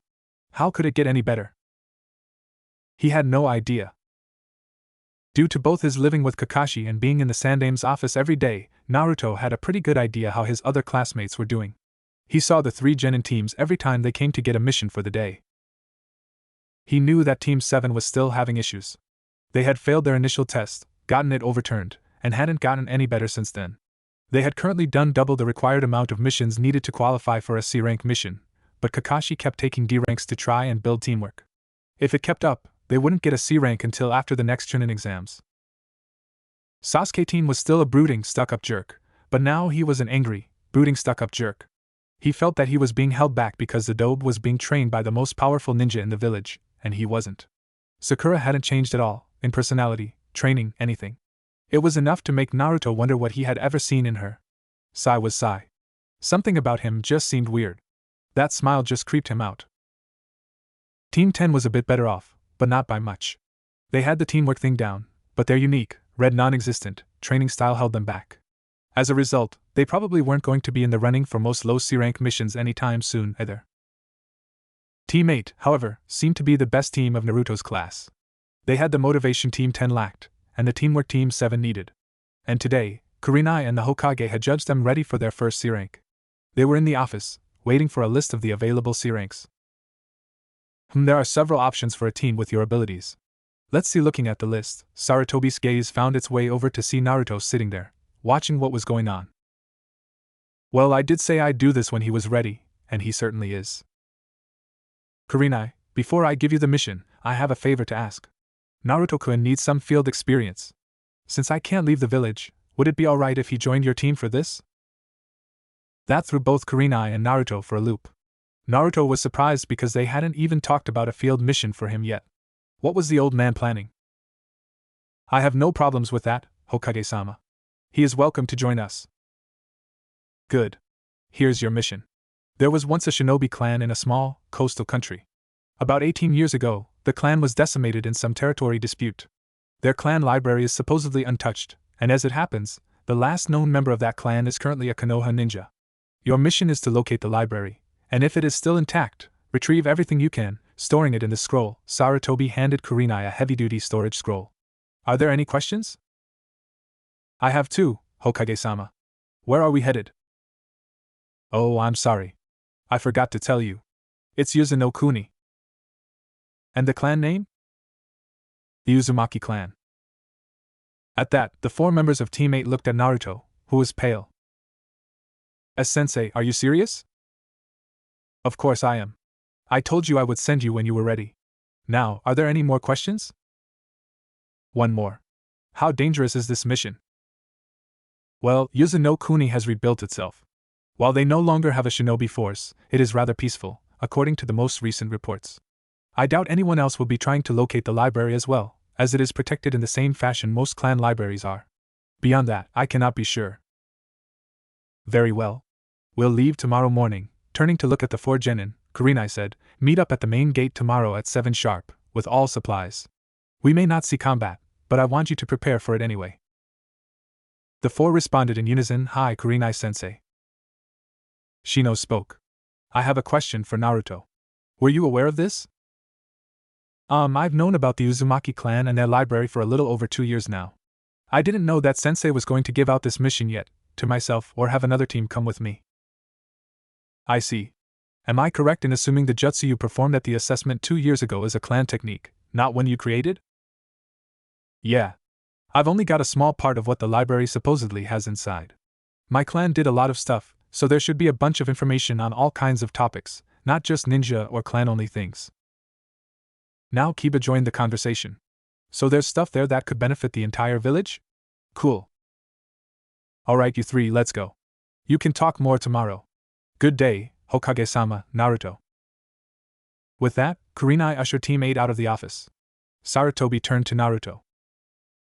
Naruto-kun, I'm giving you the rest of the day off to prepare for the mission. Alright, Sensei. So, what are you going to do while I'm gone? I plan on helping Konohamaru with his training. He's been doing much better lately, and I know it's because of you. That brought a smile to Naruto's face. Shortly after he officially started learning from Sarutobi, Konohamaru had stormed into Sarutobi's office, wooden ninja tool in hand, and proclaimed that he was going to kill the old man. Taking 2 steps, he fell flat on his face after getting his foot caught in his scarf. Picking himself up, he promptly blamed Naruto, who had been 2 feet away the entire time. Naruto took a page from Sakura's book and hit him on top of the head. Then Konohamaru's teacher, Ebisu, dashed in. After a rather annoying conversation, Naruto left to vent. Ebisu then took off to find his charge, who had followed Naruto out of the tower. When Konohamaru caught up with Naruto and explained himself, Naruto felt compelled to do something. After setting Konohamaru straight about why he should want to be Hokage, Naruto decided to teach the kid to do something he probably wouldn't learn until he became a genin. Of course, with the new curriculum at the academy, he might learn it there. So Naruto showed him the tree climbing exercise. For an 8-year-old, he did pretty well. He didn't have enough chakra to complete the exercise, but it was still enough to satisfy both of them. Ebisu, who had been watching from the trees, was so shocked, he fell out of the tree and was knocked out. While the two dragged the Tokubetsu Jounin back into town, they declared themselves rivals. Afterward, Konohamaru had done noticeably better with Ebisu. The two still met up when they were both free. Normally, they just sit in a training ground, talking and doing target practice. Naruto soon found himself acting as an older brother to Konohamaru. He loved it. The only problem he saw with his family was that with the exception of Ayame over at Ichiraku, he had nothing but male role models in his life. But hey, that could change later. Alright, I'll see you when I get back then. Bye, and thanks for this, Sensei. My pleasure. The 5 shinobi had been on the road for about 6 hours. When they stopped for lunch, the 3 members of Team 8 took the opportunity to question their classmate about his clan. Naruto edited some of the information he gave. After all, a ninja had to have their secrets. He didn't mention the notes on the strengths and weaknesses of their clan's abilities, or further explain his own. Perhaps the biggest effect this conversation would have revolved around Shino. Naruto finished explaining the Uzumaki view on over-reliance on clan techniques and Kekai Genkai. While your argument is logical, it is not so easy for an Aburame to add to their arsenal of abilities. Our relationship with the Kekai requires that they constantly feed on our chakra when not in battle, limiting the extent to which we can improve. Fair enough, but what about taijutsu? Or kenjutsu? Maybe even some fuinjutsu? Most of those techniques don't require much chakra. You could try those. That may work. I will think on it. That's all I ask. Training on the road with Team 8 was a new experience. With the exception of Gai-sensei working with him and Lee at the same time, Naruto had never really trained with other genin. The teamwork exercises were well constructed, but Kurenai-sensei really couldn't teach him much of her specialty. He had the needed imagination and good enough control to be half-decent at it. He just didn't have the necessary mentality for it, and often didn't pay attention to details. With few exceptions, the subtlety of genjutsu just wasn't for him. He did, however, learn different ways to recognize and dispel genjutsu. Kurenai had also told Naruto more about his mother.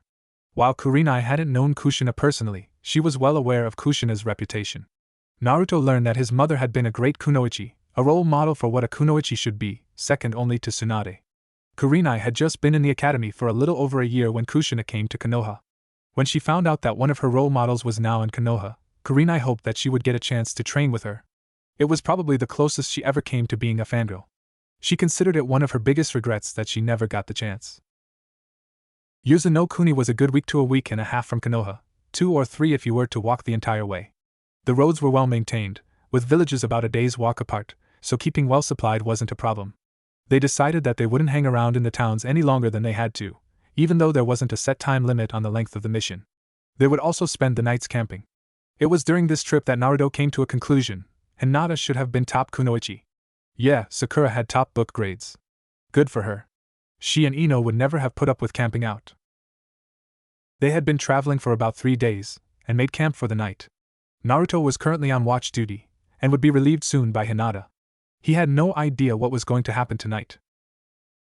Naruto-kun, I'm here to take over for you. Okay, see you tomorrow then, Hinata-chan. Come on, Hinata, you can do this. Just tell him. Naruto-kun, there's something I want to tell you. I've been in LL. I know, Hinata-chan, Naruto interrupted. Why you do? How could you know? Hinata was ready to faint, but kept herself from doing so. She had to find out how he knew. You told me. At Hinata's look, a combination of shell-shocked and questioning, Naruto continued. Remember the day we were told about the assessment? You had fainted the second time, and Irika led the rest of the class out to the training field. I was making sure you were okay, when you reached out and grabbed me. Then, you hugged me to you and said you loved me. I am so embarrassed, Hinata squeaked, her face now crimson. There's nothing to be embarrassed about. Sure, I freaked out a little. I mean, someone I didn't know very well said they loved me, even if they didn't know they had told me.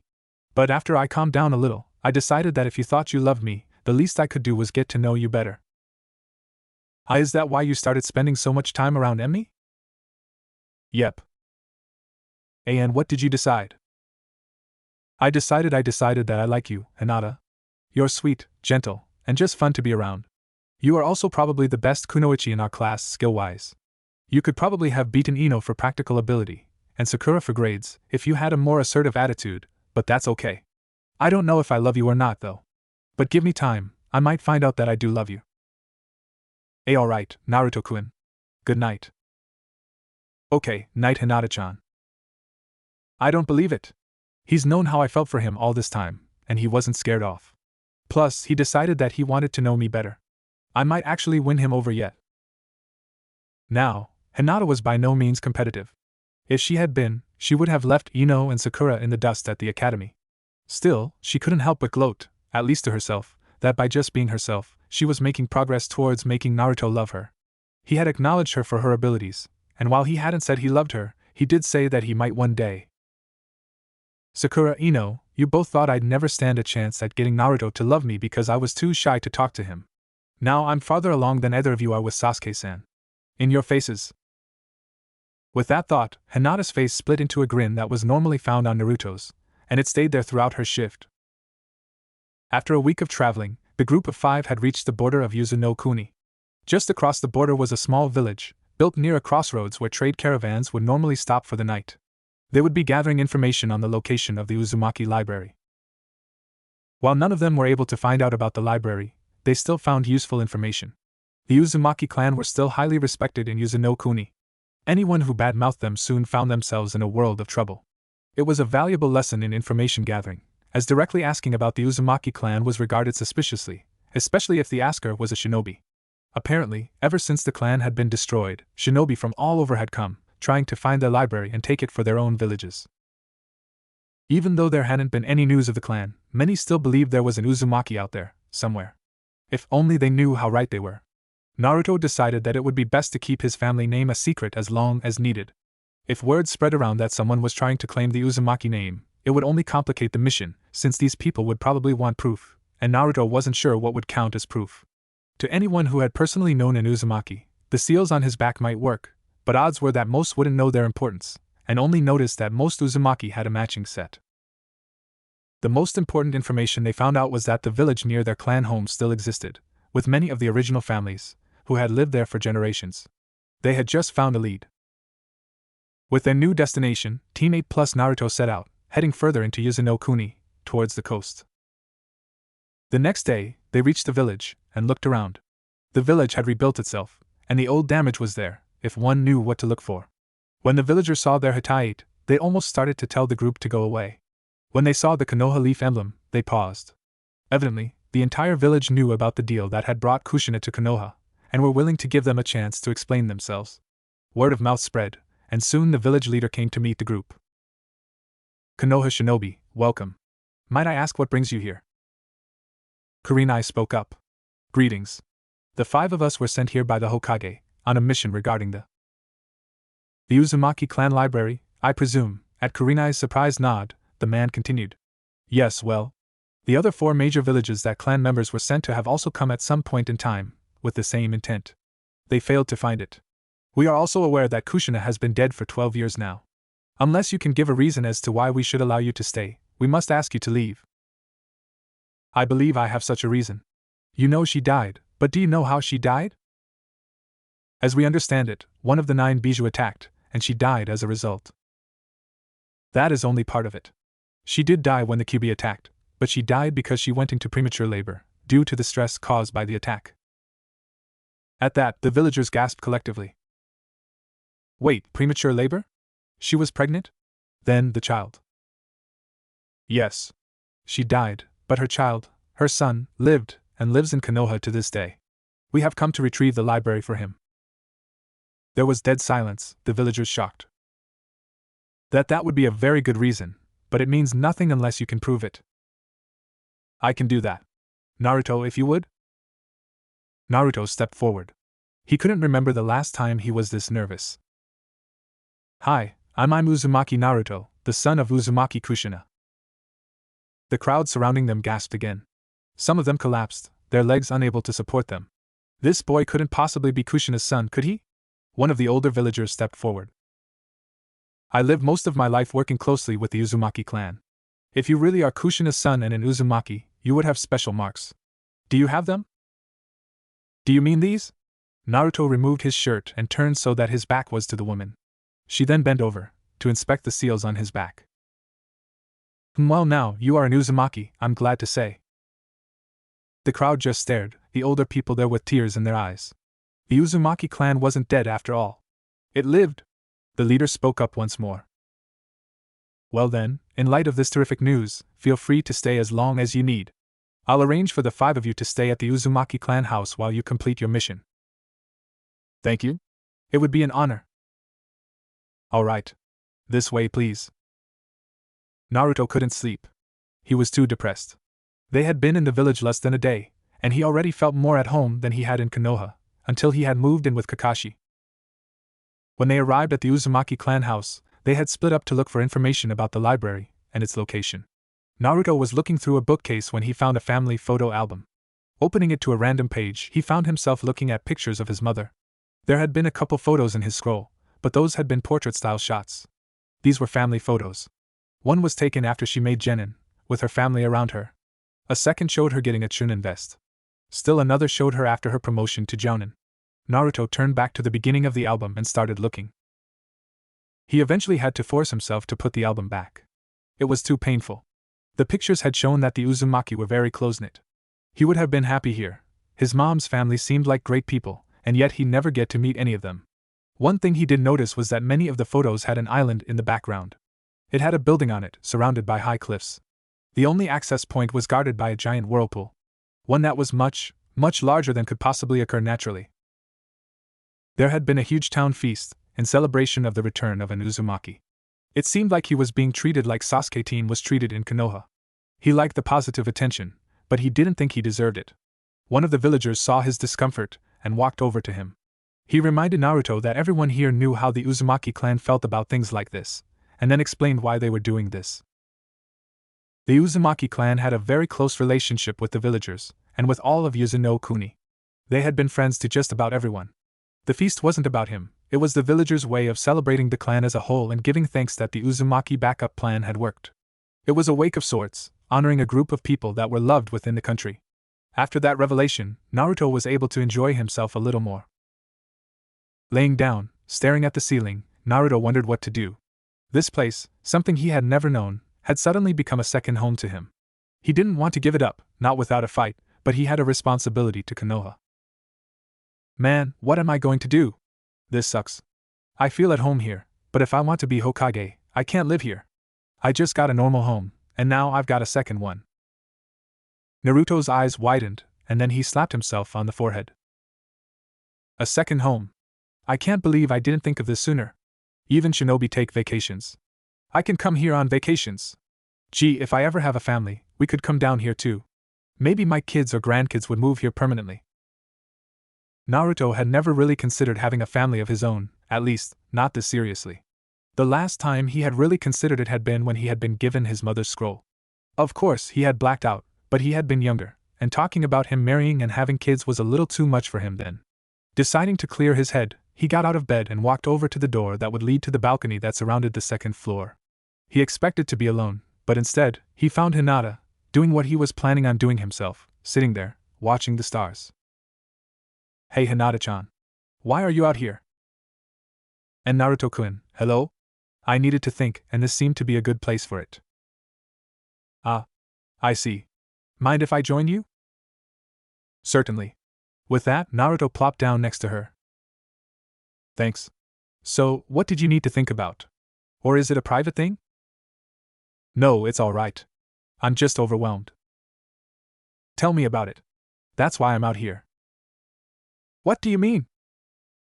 We've been here less than a day, and yet I already feel as though this place is my home. It's a nice feeling, one I never really had in Konoha, not until Sensei found me a guardian. So what's the problem? I'm treated the way Sasuke is back in Konoha, and I don't like it. I've done nothing for these people, but they treat me like I'm a hero, like the team is back home. I don't think so. The Uchiha clan was treated like that in Konoha because of the Sharingan. No one has a feast like that for them because although they were respected and feared, they weren't liked. They were considered rather cold in their dealings with people, viewing just about everyone else as being beneath them, much like my clan, unfortunately. They demanded the respect. Your clan, however, were apparently very friendly and dependable people. They earned the respect they got, and while you're being given that respect, it is only until you show that you aren't worthy of it. I would prefer it if my clan W would do the same, sometimes. How thanks, Hinata? I feel a little bit better about this now. So, why are you feeling overwhelmed? It's the first time I haven't been given special treatment because of who I am or what clan I'm from. Inside the village, I'm Hyuga Hinata, clan heiress. To my clan, I'm a disappointment. Out here, I'm just a Konoha kunoichi, and my reputation is what I wish to make of it. It's a liberating experience, but a little much to take in at once. Yeah, that's true. Well, I think we better call it a night. Don't want Kurenai-sensei to get mad at us because we keep falling asleep during the day. Alright, and Naruto-kun. Deciding to do something different, Naruto reached over and pulled Hinata into a hug. As soon as he did that, Naruto knew it was the right thing to do. Hinata was so warm. If someone had asked Naruto to list the best decisions he had ever made up to this point in his life, this would have been at the top, no doubt about it. Hinata was unsure of what was going on. Her now not-so-secret crush had pulled her into a hug with no warning.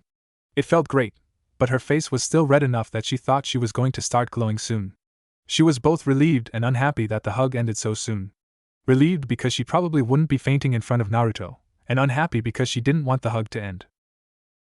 Well, good night, Hinata-chan MPH. In a rare occurrence for Hinata, she acted on her impulses, and grabbed Naruto by his collar, pulling him in for a kiss. Naruto was frozen, barely aware of the fact that his hands were moving on their own, currently making their way to Hinata's hips. What in Kami's name is going on? Why is Hinata kissing me? And hey, she tastes like strawberries. This is kinda nice. A few seconds later, they broke up for air. Hinata immediately realized what she had just done, squeaked, and ran off. Naruto was still stunned, so he turned around silently and headed back to his room. In his current state, though, he forgot to open the door first and walked into it, shaking him out of his trance. Opening the door, he muttered just loud enough to be heard by Hinata, who was hidden nearby, "Man, now I'm definitely not going to get to sleep." Had there been an inner Hinata, she would have been doing a victory dance just now, ranting about how Naruto was almost theirs. For the second time since they had left, a Naruto grin found its way onto Hinata's face. And in the race for love, Hyuga pulls out even further ahead of Haruno and Yamanaka. I've almost won, so now I just need to be careful about what I do next. The next morning was unusual for the 5 shinobi, 2 of them especially. Naruto looked like he hadn't slept at all, which was true. Hinata was acting shyer than she had in a long time, back to before Naruto had started paying attention to her. She was also having trouble looking in the general direction of Naruto without squeaking and turning away. The other 3 were confused about his, but neither Naruto or Hinata were talking. Turning to the purpose of their mission, they began discussing any possible clues as to the library's location that had been found the day before. No one had any ideas. Kurenai then proceeded to give them a lesson on gathering information from objects instead of people. She told them that in dealing with important secrets, like clan libraries, most people would never outright name the location, but would leave clues to its location, intentionally or not. She then asked if in any of their searches, they came across multiple references to a specific location. Hinata, Kiba, and Shino came up with nothing, but Naruto sat and thought for a second. He was rather ashamed of himself. The others had been working towards the goal of the mission, while he had been looking through photo albums. Just because it was his family they were dealing with, he let himself forget his mission, just to sit and look at photos. Wait a minute! Photos! That island in the background. He proceeded to inform them about the island. As they had nothing else to work with, they would investigate the island. If nothing turned up, they would return and search again. Naruto knew that he had gotten very lucky with the pictures, and promised himself that he wouldn't let it happen again. He wanted to be a professional, and had to start acting like it. He could do what he wanted within reason when off duty, but on a mission, he expected better from himself. After breakfast, they began asking around as to the location of that island. Since the villagers were more than willing to help, they didn't have to hide their purpose, and were soon able to narrow down the location to an area that could easily be searched in a few hours. Despite the unusual properties of the island and whirlpool, the biggest clue was a dock in the background of the pictures. Only 2 or 3 islands were close enough to the mainland to be able to capture both the island and the mainland dock in the same photo. The first 2 islands hadn't matched the photo, even accounting for the passage of time. Naruto was hoping that the third would be the right island. True, he wouldn't mind spending more time here, but he wanted to accomplish the mission before enjoying himself. Business before pleasure and all that. Please, oh please, let this be the right place, Naruto begged to whatever higher power was listening. Suddenly, the island was in front of them. Hardly anything had changed between when the pictures were taken and now. The wooden planks of the dock were rotten, and the island was a little overgrown by the plant life, but that was to be expected, after nearly 2 decades without upkeep. Close by, they found a sealed cave. Opening it, they found it had been converted into a storage space, with rowboats and related equipment, all in good condition. Looking over the boats, they picked one out that could safely carry all 5, plus Akamaru, with a minimum of discomfort. Working together, the 5 shinobi loaded the boat with their supplies and hauled it to the water's edge. Shino chose that moment to ask a question that had been on his mind since he had seen the island in the photo. How are we supposed to cross the whirlpool in front of the landing site? It is too large and powerful for us to navigate around safely, and there is no other way for us to access the island. Shino, I can take care of that, Naruto replied, scratching the back of his head. Kiba looked at Naruto questioningly. How can you do that? We don't know anything about this island other than your clan took a lot of pictures here. My clan developed a bunch of special chakra control exercises. One of them is moving on top of a whirlpool without getting sucked under. Wait, what? Is that even possible? Shino spoke again. Interesting. Using a chakra control exercise as a barrier on a clan library.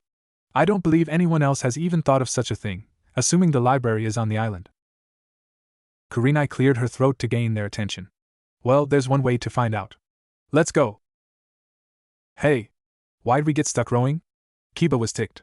He and Shino had been told to row the boat, and his arms now felt like they were on fire. Kurenai replied, we needed 2 people to row so that everyone could fit in the boat, otherwise I could have done it. We need Naruto to channel the chakra to get us past the whirlpool, so he can't row. Hinata could have rowed, but it works best if both people have close to the same upper body strength. Now suck it up, we're almost there. As soon as she finished, the boat reached the outer edge of the whirlpool.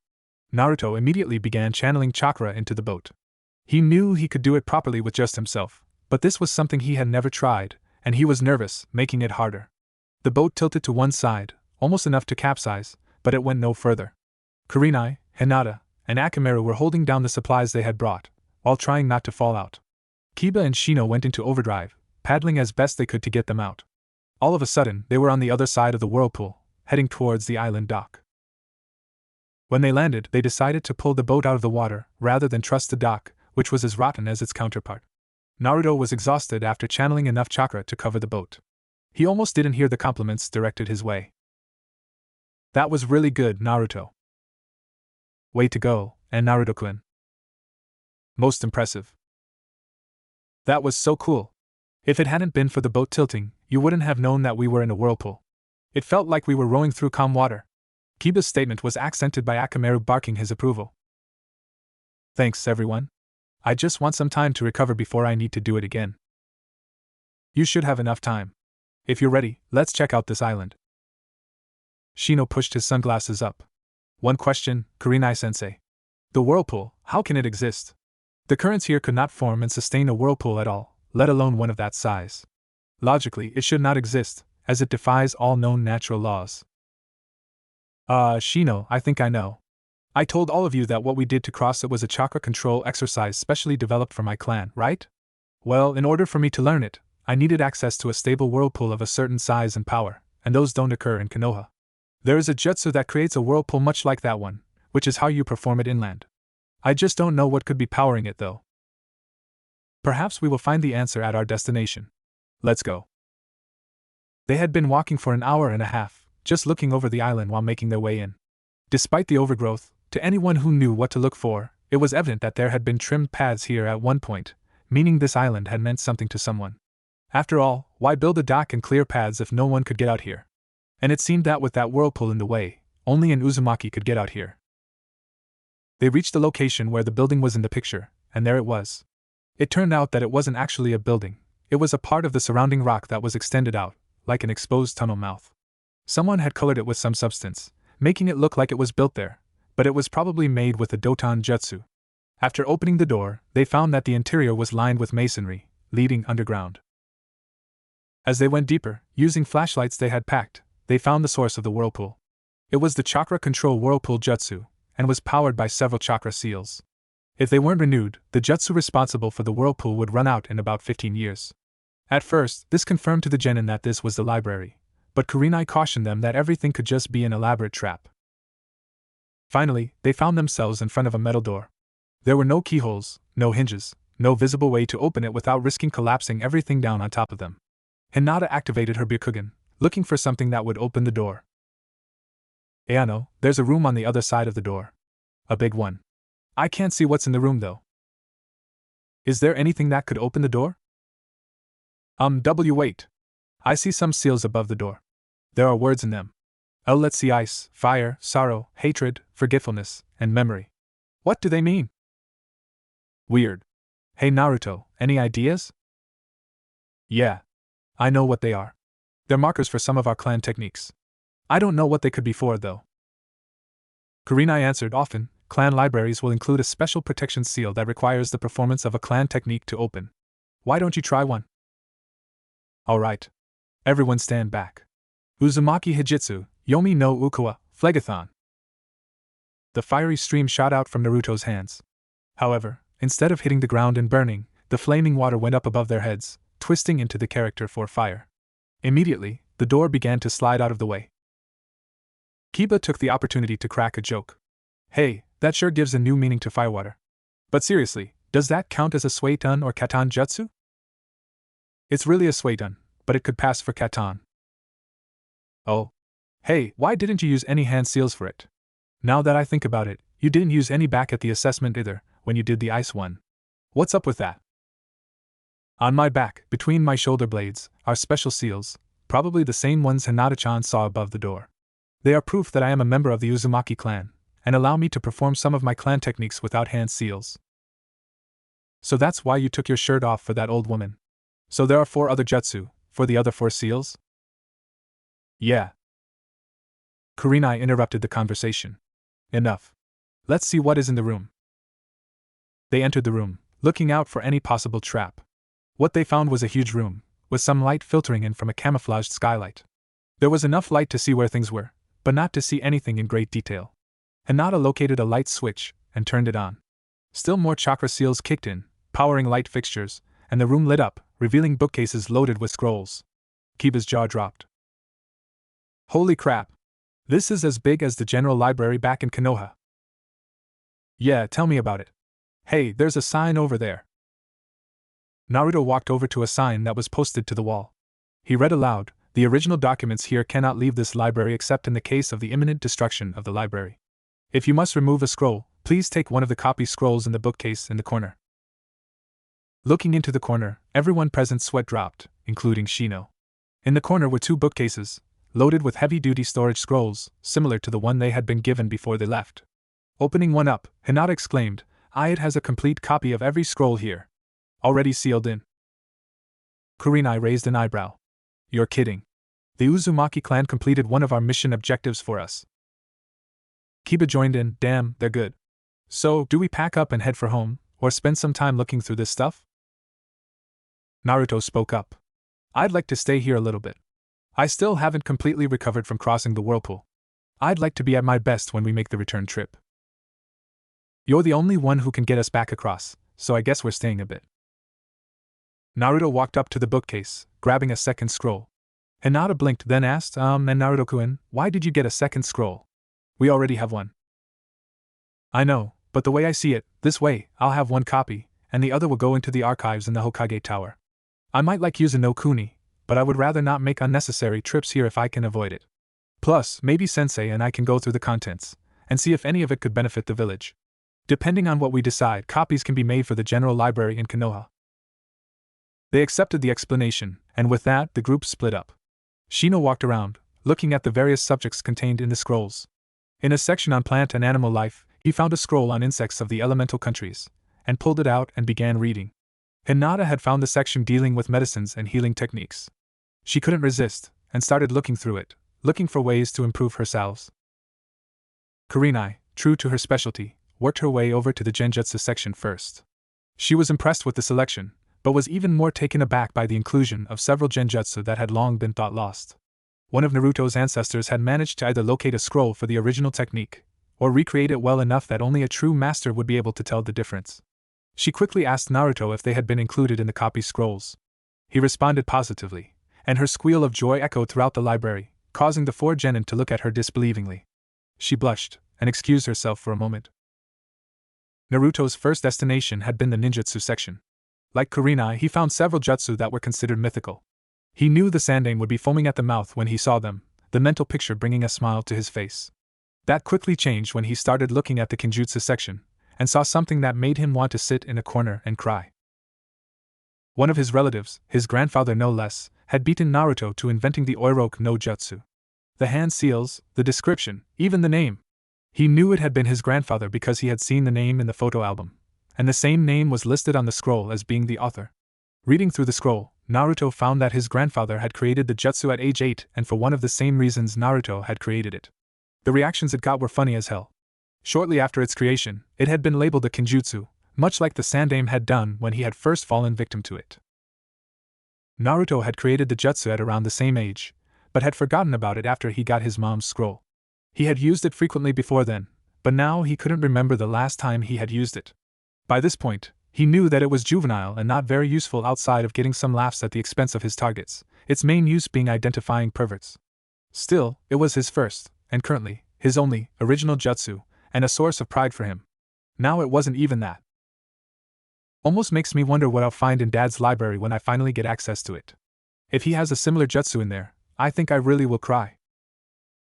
Now, he and Kiba were looking around, slack-jawed at the very topics. Botany, kenjutsu, agriculture, architecture, metallurgy, sculpting. Was there anything your clan didn't do? Sit around and be lazy, it seems. Wait, I stand corrected.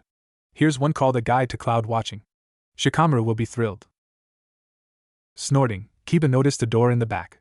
Hey, what do you think is behind this? Everyone gathered around it. No one detected traps, so Naruto opened it. It was about the same size as the main room, but it didn't contain more scrolls. One side of the room was a standard armory, with weapons, armor, and assorted equipment, outdated but still functional. The other side was storage. Furniture, jewelry, anything of value, was neatly covered and stacked. In the rear of this room was a solid steel door. Kurenai guessed it led to the clan treasury. Well, Naruto, it turns out we don't need this storage scroll from the Hokage, thanks to your clan's foresight. Anything you want to take with us? Just one thing, Kurenai-sensei, but I won't need a storage scroll. Walking over to the section of the armory dealing with armor, Naruto grabbed a Hittite, covered in dust. Wiping it off, he showed it to the group. It was a standard Hittite, but the symbol was the Uzumaki crest. The cloth's no good, but I can replace that later. Let's go. 2 days later, the group packed up and began making their way home. The villagers didn't want Naruto to go, but he promised that he'd be back. The assembled people nearly broke out in tears when they saw that Naruto had fixed the Uzumaki Hittite plate next to his Kohoha one. That evening, they were setting up camp for the night in a grove of trees, when a rabbit ran through the campsite. Hinata caught it, and brought it in front of the group. Kurenai eyed it, remarking, "This rabbit still has its full winter coat. He should have started losing it by now. This is someone's pet." As soon as she said it, the rabbit bolted out of Hinata's arms. Kurenai then shouted, "Get down!" The genin ducked, in time to avoid dying from their head being cut off. A oversized sword flew through the air, embedding itself in a tree. A man appeared from nowhere and pulled the sword from the tree. Kurenai identified him, Momochi Zabuza, demon of the mist. The one and only. So tell me, what's a high-profile missing nin such as yourself doing attacking 4 genin and a jounin? It's obvious, really. As a missing nin, I can't exactly go into a town and resupply. So, I have to get food and equipment from somewhere. You lot just happened to cross my path. Kiba growled out, "Too bad we aren't going down without a fight." Guess again. Haku, now! Suddenly, water began to surround their arms and legs, freezing and becoming ice. They were all pinned. A figure close to the genin's height jumped out of a tree, hands clasped in a seal. Zabuza spoke. "Now then, you can either surrender everything you've got and live, or do something stupid and die." Kurenai arched an eyebrow. Interesting. Your mission history and bingo book profile show you as someone who wouldn't think twice about killing. Why give us a choice? That's true. In true combat, I wouldn't hesitate to kill all of you. However, I have enough work cut out for me avoiding the Kiri Hunter nin. I don't want Konoha or any of the other villages actively pursuing me unless it's absolutely necessary. So I'm giving you the chance to live. Consider yourselves lucky. Kiba and Akamaru were both struggling against the ice, trying to break free. Fat chance. Soon as we break free, you're as good as dead. The masked figure, apparently the one named Haku, spoke softly. I wish you wouldn't say such things. Neither of us have any desire to harm you. Once we have what we came for, we will leave, and my jutsu will end, freeing you. Please don't follow us. Return to Konoha. No way. You think you stand a chance against all of us? I don't care if we're stuck. We'll get out, and start kicking your asses. Haku sighed, and Zabuza growled out, You really have a death wish, don't you, punk? If circumstances were different, I might have enjoyed fighting you. Still, you should have kept your mouth shut, because now, I'm going to kill you all. The sound of ice shattering surprised him. Naruto had managed to break free without anyone noticing. It also surprised Haku, whose hands came out of the seal in shock, freeing the group. Well now, that is impressive. No one's ever broken free from one of Haku's jutsu before. I might actually get a workout. Zabuza began stretching and flexing the arm holding his sword, loosening it in preparation to attack. Haku, make sure no one tries to escape. Yes, Zabuza-sama. Haku jumped back into the trees and disappeared, ready to run defense for Zabuza and halt any attempt at escape. Well, I hope you've enjoyed your lives. They all end now. Zabuza raised his Zanbato, ready to charge the group.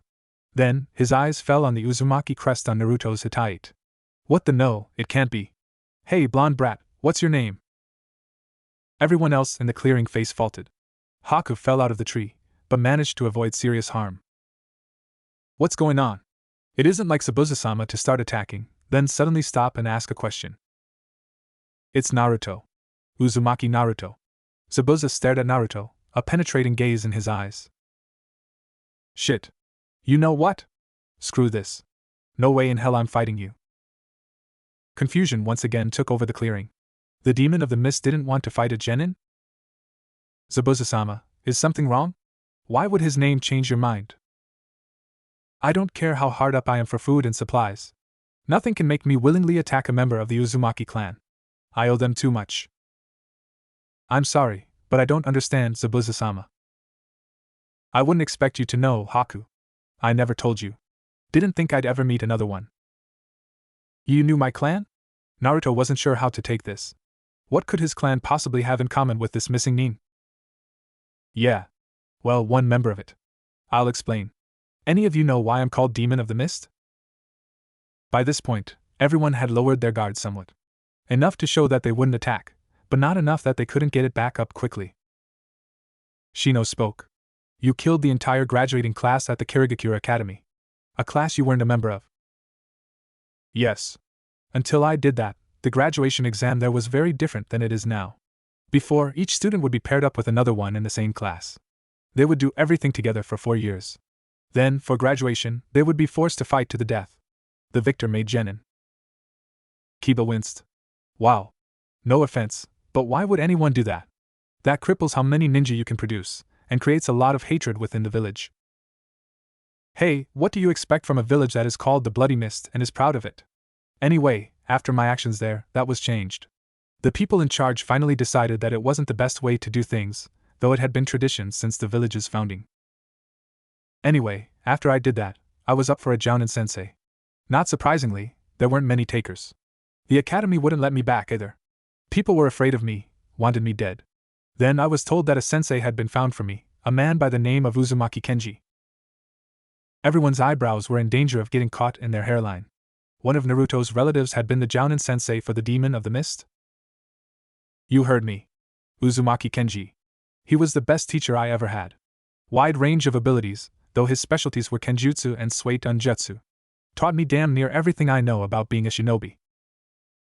One of the first questions I asked was why he was willing to teach me. He told me that Kiri had a serious grudge with his clan, something about them having some of the best Suiton and Futon Jutsu ever to exist. The fact that despite that animosity, the village was still willing to allow him residence was nothing short of amazing. He then said that because of that grudge, he was regarded much like I was by the village, as a potential threat, and that he was going to make me the best ninja I could be. He certainly kept his promise. Made the village even more terrified of me. After all, one of the most dangerous shinobi in the village was being trained by a member of a clan Kiri was on shaky ground with. Of course, when I managed the promotions to Chunin and Jounin, no one could say I wasn't ready for them, mentally or physically. The entire time I was a Kiri nin, the only people I could never consistently beat were Kenji-sensei, the other swordsman, and the Mizukage. Even after I made the swordsman, I still sparred regularly with Kenji-sensei. At first, I managed to beat him, but he had never faced someone using a Zanbato before. After about 3 weeks of this, he went right back to kicking my ass. I asked him why he never tried for the swordsman, and he reminded me that he wouldn't qualify because he wasn't a Kiri shinobi. Kurenai interrupted. I see. So then why are you a missing nin now? It's common knowledge that you tried to assassinate the Mizukage. What no one knows is why. It had to do with the Bloodline Massacre. Yeah, the Kagaya clan started the damn thing, but when it started targeting the other clans in the area with Kekai Genkai, the Mizukage didn't do crap to stop it. He encouraged the bloodshed, sometimes more overtly than others. After a while, the Mizukage started losing support. He was making the entire village look bad by letting the civil war continue unchecked. There was talk of him being removed from office. What most people outside of Kiri don't know is the order of succession. When the Mizukage is removed from office or dies without naming a successor, the first people considered for and offered the job are the active swordsmen, in order of seniority. After that, any former swordsmen that are retired, but still in good enough health and physical shape to take the job. If none of them take it, the opening goes to any active shinobi who can prove they've got what it takes. The Mizukage was afraid for his job, so without warning, he disbanded the swordsmen, branding us all traitors. We fled Kiri, hiding from the ANBU and the Hunter sent after us. After about 2 years of this, I heard that Kenji-sensei had been killed, a bystander in a riot. Officially, that was what had happened. However, I knew about the grudge, and the details of the report were sketchy enough that it looked like an assassination cover-up, especially to someone trained to do that sort of thing. Wait a second. The Hokage showed me the report on his death. He thought he was a bystander too. Each village's assassination teams do things differently. Different poisons, variations in weapons, that sort of stuff. Someone who knows what to look for could tell which village killed someone. Kenji-sensei's death had all the signs of a Kiri assassin. I knew that if the Mizukage died, the swordsman could be reformed, to choose a new Mizukage from our ranks. With any luck, the new Mizukage would work to end the civil war, which I believe Kenji-sensei would have wanted. So, I decided to try and kill the Mizukage and restore order to Mizu no Kuni. It didn't work, and here I am now. So, you aren't going to kill us because one of us is related to your late sensei? Yeah, pretty much, out of respect for him and a wish to keep living. If the Gaki were fully trained, I'd be in deep shit had I actually followed through with my attack. Kurenai looked at Zabuza for a long moment, then asked, "So what do you plan on doing now? You haven't followed through with your original plan, and when we arrive in Konoha, we will have to report that we saw you, and that you have help." Yeah, I know, Zabuza let out a humorless chuckle. I don't suppose Konoha would take us in, seeing as I'm a missing nin. I wouldn't say that just yet. Six heads turned to look at Naruto. Kiba asked the question for all of them. What are you talking about? First off, this is completely unofficial, so I can't promise anything. Depending on what you're willing to agree to, there are a couple of options. You can try and become a Konoha shinobi. The Hokage is well aware that most missing nin became missing nin because they didn't like how their village was being run. Such shinobi can petition to the Hokage to join Konoha. I would still have to be able to see him first. Even if I enter the village in chains, I wouldn't be able to get a meeting with him. If you're serious, it can be arranged for you to meet him outside the village. We would just need to send a message with the general details. Are you interested? Haku looked over to Zabuza. Zabuza-sama, whatever you decide, I support you. Well, it would mean giving up on trying to become Mizukage and end the civil war, which was my main goal in all of this. On the other hand, I'm tired of being a fugitive. So what details do you need from us? Naruto reached into his pack, pulling out paper and a pencil. At this point, all I need are your names, former village or country, rank, reason for leaving, and any special abilities you have to offer the village. Except for your reason, we've already got most of that information on you, from your bingo book entry. We would need the stuff for your associate, though. My name is Haku, formerly of Mizu no Kuni. Okay, what was your rank before you left? I didn't have one. I was never a registered shinobi in any village. When I was young, Zabuza-sama took me in and trained me. Until then, I was an orphan, a result of the massacre. So you don't even qualify as a missing nin. Shouldn't be any problems getting you in then. Why were you orphaned by the massacre? I have a Kekai Genkai, from my mother. I can manipulate water to form ice. My father found out. He killed my mother, but I killed him before he could get me. Naruto grimaced. I see. The village is going to love you. Much as I might not like it, Konoha is a haven for Kekai Genkai. I will be welcome there. All because I have a Kekai Genkai? And what do you mean you don't like it? Pretty much. As for what I meant, Konoha loves Kekai Genkai, to the point of almost worshipping some of them. The more powerful ones even get special treatment in some things. I acknowledge their existence and admit that they are useful, but I don't feel they deserve special treatment because of it. I remember Zabuza-sama telling me once about how things were before the massacre. The clans with Kekai Genkai were treated as equals, not as superiors. Naruto finished writing. I wish I had been able to see it. Grudge against the Uzumaki or not, it sounded like my kind of place. Alright, I'll get this to Konoha somehow. Kurenai whistled, and a hawk flew down. Here, Naruto. This hawk will take this directly to the Hokage. Tying the message to the bird's leg, she set it free. It took off, heading in the direction of Konoha. 3 days later, the 7 shinobi and dog found themselves at a Konoha outpost on Hai no Kuni's border. The Hokage's reply had directed them to this specific location as a meeting ground. After waiting for about an hour, 3 figures appeared. The Hokage had brought Irika and Kakashi with him. Hello all. I hope you two don't mind that I brought company. Standard procedure for things like this. It's alright. I was honestly surprised we got a response so fast. I thought you would have taken some time to consider whether or not meeting us was a good idea. Had anyone other than Naruto sent it, I would have. However, one thing that I have learned about Naruto is that his instincts about people are rarely wrong. If he thought you were sincere in wanting to come to Konoha, and that your reasons for your past actions are worth hearing, I will hear you out. After Zabuza and Haku told their stories, the Hokage sat and thought for a few minutes. Then he spoke. You both meet my requirements for becoming Konoha shinobi, but your reputation, Zabuza, means you probably couldn't be an active duty shinobi, at least not initially. You would be a reserve. Haku, however, has no record, and can be an active shinobi in whatever field he wishes. You could also become operatives for us. It's a bit riskier than the first option, but then again, why be a ninja if you don't want to take risks? You would supply us with information and goods not available through normal channels. In return, you would be paid and have access to Konoha's safe houses across the elemental countries. If I were to become a reserve shinobi, what would my duties be? Your daily duties would most likely be in the armory, forging or inspecting. That, or maintaining our emergency equipment and shelters. If you want, you could also be called upon to serve as an exam proctor for the Chunin exams. Also, if you were willing, we would ask you on occasion to train some shinobi in kenjutsu. I thought a village like yours would have several accomplished kenjutsu users. We do have many kenjutsu specialists, but out of all of them, only one, Gecko Hate, is also a capable teacher. I find that unacceptable, and since those of the Mist are trained to use a sword in the academy, you would be a perfect choice for another teacher. Would I be able to choose my students? Within reason, of course. Haku spoke. What of me, Hokage-sama? You have no record as an active shinobi for any village. While this means you are free to join us, it also means we have nothing to compare your abilities with. Procedure states that in such cases, I cannot enlist you as anything above a Chunin, regardless of what you are really capable of. After you settle in, you would be tested to determine your starting rank. Naruto has also made me aware about your Kekai Genkai. If you decide to become a Konoha shinobi, the village council will find out about it, and they do have a say in the terms of your moving into the village. They may make a condition that would require you to breed your Kekai Genkai. Breed? It isn't quite as bad as it sounds. It simply requires that you have multiple children, in hopes of passing on the Kekai Genkai.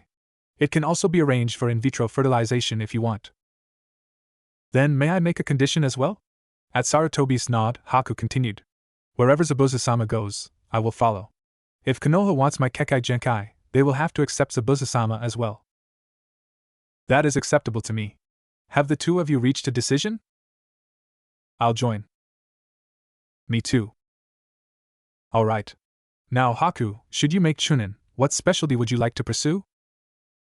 Truthfully, I have no idea. I would, however, request non-combat duty. Something sedate, at least until I can adjust and make a decision. Fair enough. Let's see. Iruka, have you filled Mizuki's position at the academy yet? No, I haven't, Hokage-sama. That would work. It isn't quite sedate, but it isn't combat. At least, not the sort you would expect. It would also help you adjust to how we do things in Konoha. Thank you, Hokage-sama. With that, the group of 10 humans and 1 canine set off towards Konoha. 2 weeks had passed since the mission to Yuzunokuni. Zabuza and Haku had become Konoha shinobi without much incident. Zabuza was given 6 months of probation before he could be considered for active duty. His first act as a Konoha shinobi had been to find Gecko Hate and challenge him to a spar, to gauge himself against the man known as the top swordsman in Konoha. Hate accepted, and the match was witnessed by the Hokage and several other shinobi. The result wound up being a draw, as the training ground it took place at needed complete restoration afterwards. Haku had been granted Chunin rank, and had been assigned to the academy, as Iruka's assistant. He soon discovered that he enjoyed working there. He also discovered a new appreciation for his Kekai Genkai, as certain aspects of it, like his mirrors, turned out to be very useful in dealing with the students. It allowed him to break up fights and catch cheating students almost immediately. His biggest issue with Konoha life were his admirers. When they first announced his acceptance into the village, he suddenly had villagers trying to bribe him into marrying into their families. Even though Haku had been referred to throughout the speech as male, several people had not heard it, resulting in several offers to marry their sons. Haku put up with this for 3 days before he ended it, by walking into a public men's room and using the urinal. The villagers with sons withdrew their offers, embarrassed. That still left the families with girls, though. In addition to the payment for a successful C-rank mission, Naruto and Team 8 received a bonus for bringing in 2 talented shinobi and a new Kekai Genkai to the village. Naruto tried to return his portion of the mission payment, saying that since he profited personally from the mission, he didn't need the money. Sarutobi and Kurenai countered by saying that since he did not hire the team for the mission, he would still be paid. The same would have held true even if the mission had come from the Hyuga, Aburame, or Inuzuka clans. Naruto grudgingly accepted the money after that. One afternoon, the current active Genin cells were having a meeting in the Hokage's office. It was Sarutobi's idea, so that the Jounin sensei could exchange ideas about how to best train their teams, and just compare progress. It was optional for the Genin to attend, so Sasuke had declined, preferring to train alone. Sakura had also declined, hoping to get a date with the Uchiha. Ino hadn't known Sasuke wasn't coming, so she was at the meeting. Teams 8 and 10, Guy's team, Kakashi, Sai, and Naruto were sitting, waiting for the Hokage to speak. Sarutobi cleared his throat. Alright, it looks like everyone is here that is going to show. Let's begin. How about a general team progress report? Kakashi, why don't you start? Hi, Hokage-sama. Team 7 is still not ready for a C rank. Judging by individual ability, Sai and Sasuke are ready for the bigger stuff. As a whole, though, they still lack the necessary teamwork for a successful mission. Sasuke continues to believe that the others, including me to a degree, are holding him back, and won't work with them. As a result, I'm running low on new teamwork exercises to have them do. Why you? And what about Sakura? I include myself because I find myself constantly telling them that they aren't ready for harder missions. Sasuke may see that as me holding him back from, and I quote, gaining more power. Sakura has improved from when she graduated, but not as much as I would have liked. She's improved her chakra control with the tree climbing exercise, and does well enough with the other genin level exercises I've had her do. Unfortunately, she is currently unable to properly concentrate whenever Sasuke is around, which on a C-rank mission could spell disaster. I've been trying with varying degrees of success to rid Sakura of her fangirl habits. To her credit, she makes an honest effort every time, but after a while, she backslides, and we have to start all over again. Asuma raised an eyebrow. Weird. What got her so focused on improving herself all of a sudden? Everything she's done has screamed fangirl. It happened about a month or so ago, Kakashi sighed. We had just finished training for the day. Sai and Sasuke had already left. Sakura came up to me, rather depressed. She said she felt she was a burden to her team, and was considering returning to civilian life. I asked why she felt that way, and she replied that she wasn't showing improvement in any area. I had noticed this, and had been trying to find a way to talk to her about it for some time. I asked her to tell me about her training regimen. She described something a civilian would do to maintain their current weight. A ninja would only do that routine as part of rehabilitation after a serious injury. I told her that, and offered to help, but only if she would take her training seriously. She agreed, and has shown marked improvement ever since. So why is she backsliding?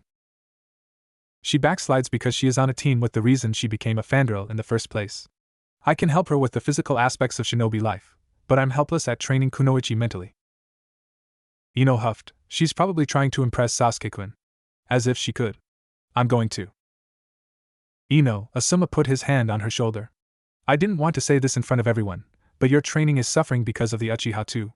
You don't eat properly, and as a result, you can't train properly. Is it a crime to watch my figure? I don't want to gain weight, so I'm on a diet.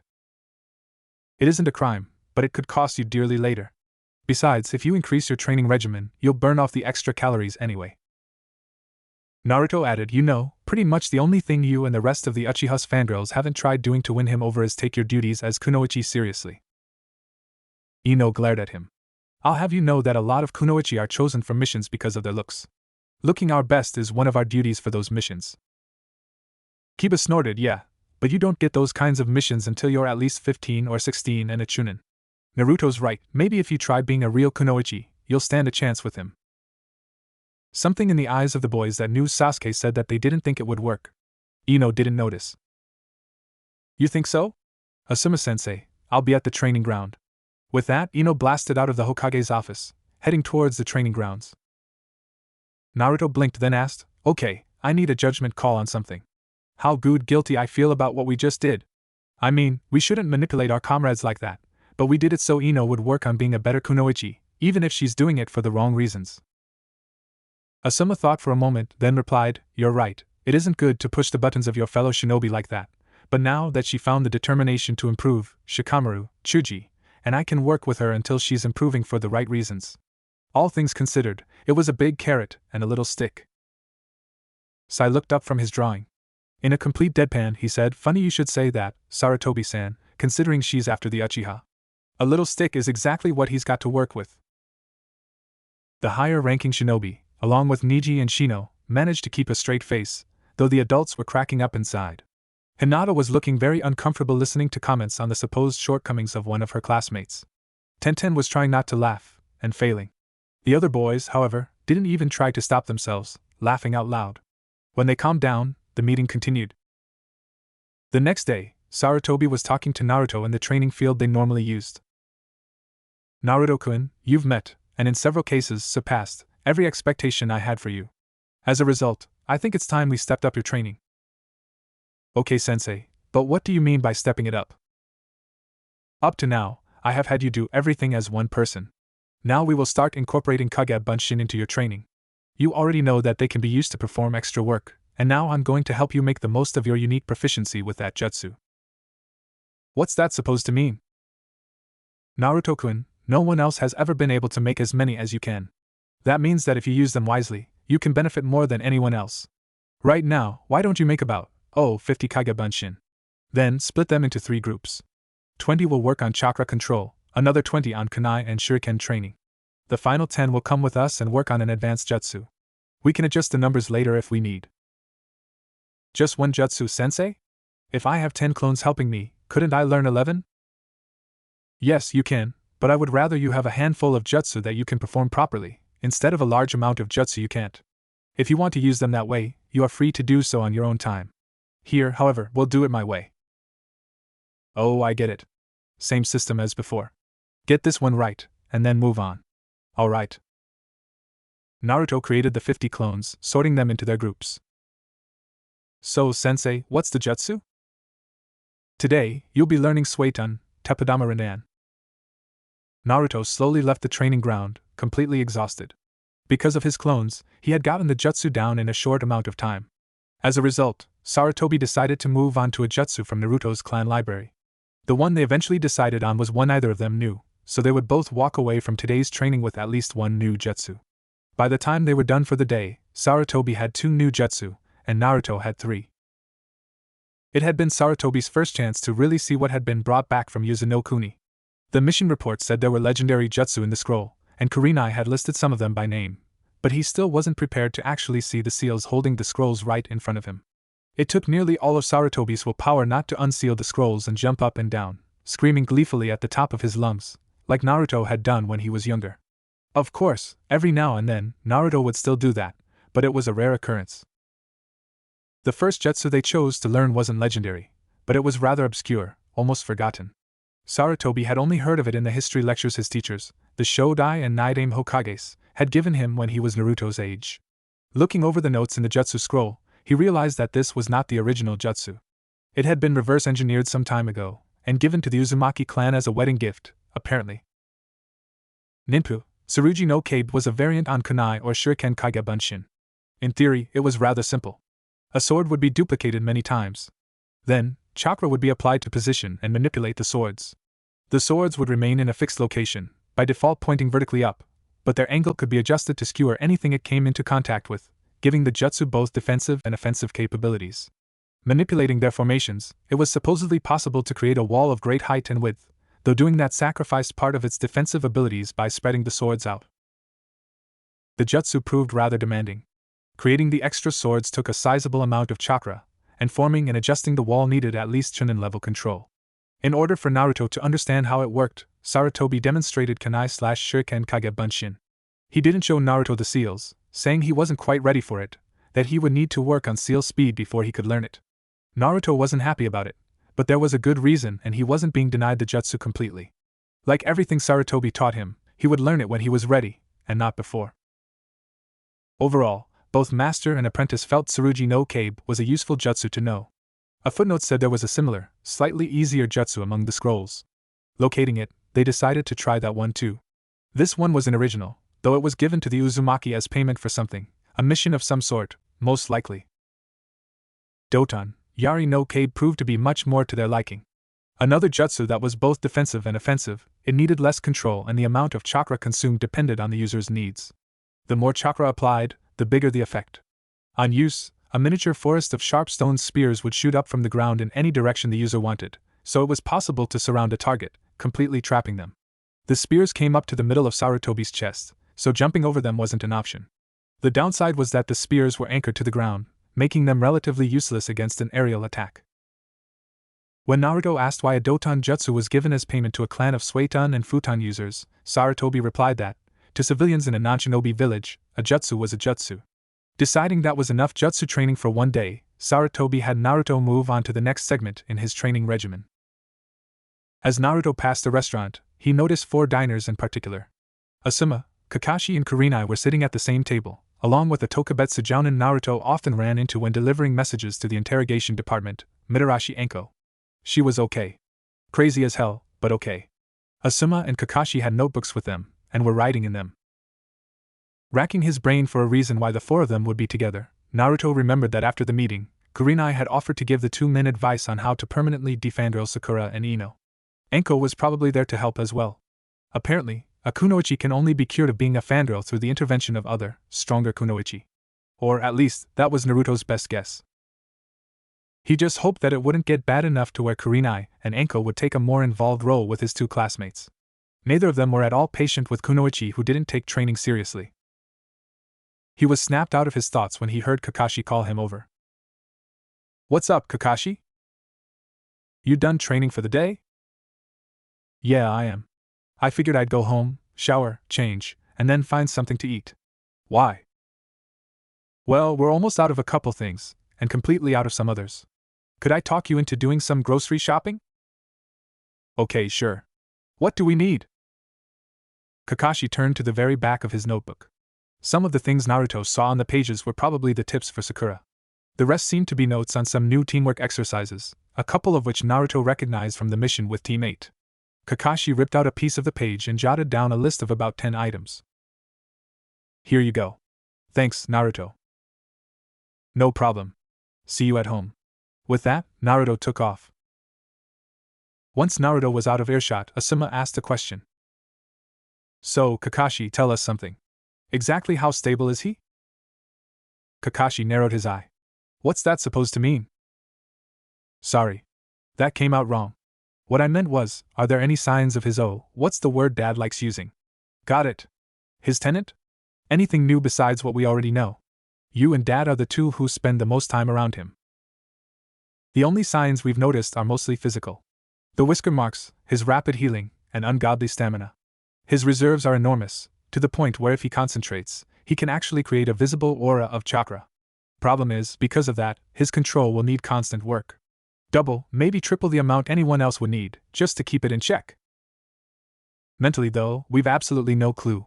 He's been on his own so long, without anyone able to regularly check on him, there's no way to know if he's always been the way he is now. He told me that he used to keep a journal, but they were always destroyed by the villagers, so he stopped." Anko whistled. "Crap. So he may very well be a time bomb." "Yeah. Although, if that proves to be the case, the positive turn his life has taken in the last couple years may be enough to buy us time to defuse the situation. Personally, I don't think there's going to be a problem, so long as no one tries anything stupid. The most anyone's done to him since he moved in with me has been glaring, or yelling insults if they're drunk. Even that has become almost non-existent since Hokage-sama started training him." "Well, yeah? He's the Hokage's student. No Konoha citizen in their right mind would attack someone under his protection." "You forget, he's had the Hokage's protection his entire life. It was ignored. Any attack on Naruto has always been considered treason, and punished as such. The only difference is, now Sandaime-sama is taking an active role in it. Right now, an attacking Naruto would be seen as an attack on Sandaime-sama, which no one in the village would want to admit to being a part of." "So were there any problems when he moved in?" "There were a couple. Before Naruto moved in, Sandaime-sama had me talk to a specialist, a child psychologist who dealt with cases like this. She explained some of the difficulties that were more than likely going to crop up as a result from Naruto being on his own for so long. So far, she's been pretty accurate. Naruto had a tough time adjusting at first, and it shows up again every once in a while. Despite the fact that he seems like an open book, he's actually rather private with most things. He's also unsure on how to handle his emotions at times. He understands them, He just doesn't always know what to do about them. Anko cleared her throat. As riveting as this is, could we get back to what we came here for? Asuma, what I think would work best for Ino is aggressive negative stimuli therapy. Asuma's jaw dropped. Anko, are you nuts? I want Ino to take her training seriously. Why would you even suggest that? Getting back on topic, the discussion continued for several more hours. Naruto exited the bathroom of the apartment he shared with Kakashi. The groceries had already been put away, and he had just finished his shower. Time for food. Now then, do I eat here or at Ichiraku's? What am I saying, Ichiraku's, of course. Deciding to wait a little bit before going, Naruto grabbed his copy of his clan library scroll. Let's see what to read him. The Uzumaki clan and the rivers of Hades. Naruto unsealed the spot marked, revealing another scroll. He opened it, and began to read. It turned out that the scroll was an account on how the Uzumaki clan supposedly gained the river techniques, and the changes made to them in the time since. Shortly after the founding of the shinobi nations, the Shinigami came for the soul of a dying infant of the Uzumaki clan. When he arrived, he reached for the soul, but it would not leave the body. The body was dying, but the infant was clinging to life through willpower alone. The Shinigami knew this sort of thing happened on occasion, but it happening in infants, especially ones not in a hospital, was very rare. The Shinigami made himself visible to the members of the clan standing vigil around the infant. They reacted as one would expect. The Shinigami, in an almost unheard of act, offered his condolences at the situation. He told them that had a job to fulfill, but taking infants and children was never easy for him. The clan head stepped forward, telling him that the child was dying from a birth defect that no medical treatment could stop, leaving him in constant pain. Their only solace came from the hope that the child would be spared further pain. The Shinigami told them there was no darkness on the soul, that there was no reason for him to suffer any more than he already had. The Uzumaki present broke down in tears. The child's parents, trying to calm themselves enough to speak coherently, thanked the Shinigami for telling them. This stunned him. Normally, humans begged him not to take a soul, offering promises and bribes. They didn't thank him for coming to take one. The parents continued, offering what help they could possibly provide him, should he ever need it. Anyone observing this would have gaped. Mortal beings, offering to help a seemingly omnipotent being like the Shinigami? The Shinigami had paused at that offer. While it was true that he did have virtually unlimited power, he was also bound by laws as well, preventing him from becoming directly involved in most mortal affairs outside of his normal duties. With human agents, he would have a loophole, should he ever need it. With that in mind, the Shinigami made the Uzumaki clan an offer. The infant had to die, but if the clan would serve as his agents among the living should he ever have need of them, he would be willing to give the clan some small amount of compensation. Negotiations began, awkwardly at first due to the emotional state of those present, but eventually an agreement was made. The Uzumaki would help the Shinigami when he needed them to, and they would gain the ability to summon water from the rivers and an ancient being. As soon as the deal was final, the infant's body finally gave out. In the decades following the deal, many changes were made. The Uzumaki were good people, but they were still human, and occasionally misused the abilities they had been given, like using phlegathon for heat in the winter. Why waste firewood if you know a jutsu that burns without fuel? Fearing that the Shinigami would be upset, the clan elders decided to restrict the ability to use the rivers. Seals were designed for each river, eliminating the need for the hand seals that had been used since they gained the ability. The seals were designed so that, in order to use a river, the user would have to either be in a life-threatening situation, or feel intense emotion.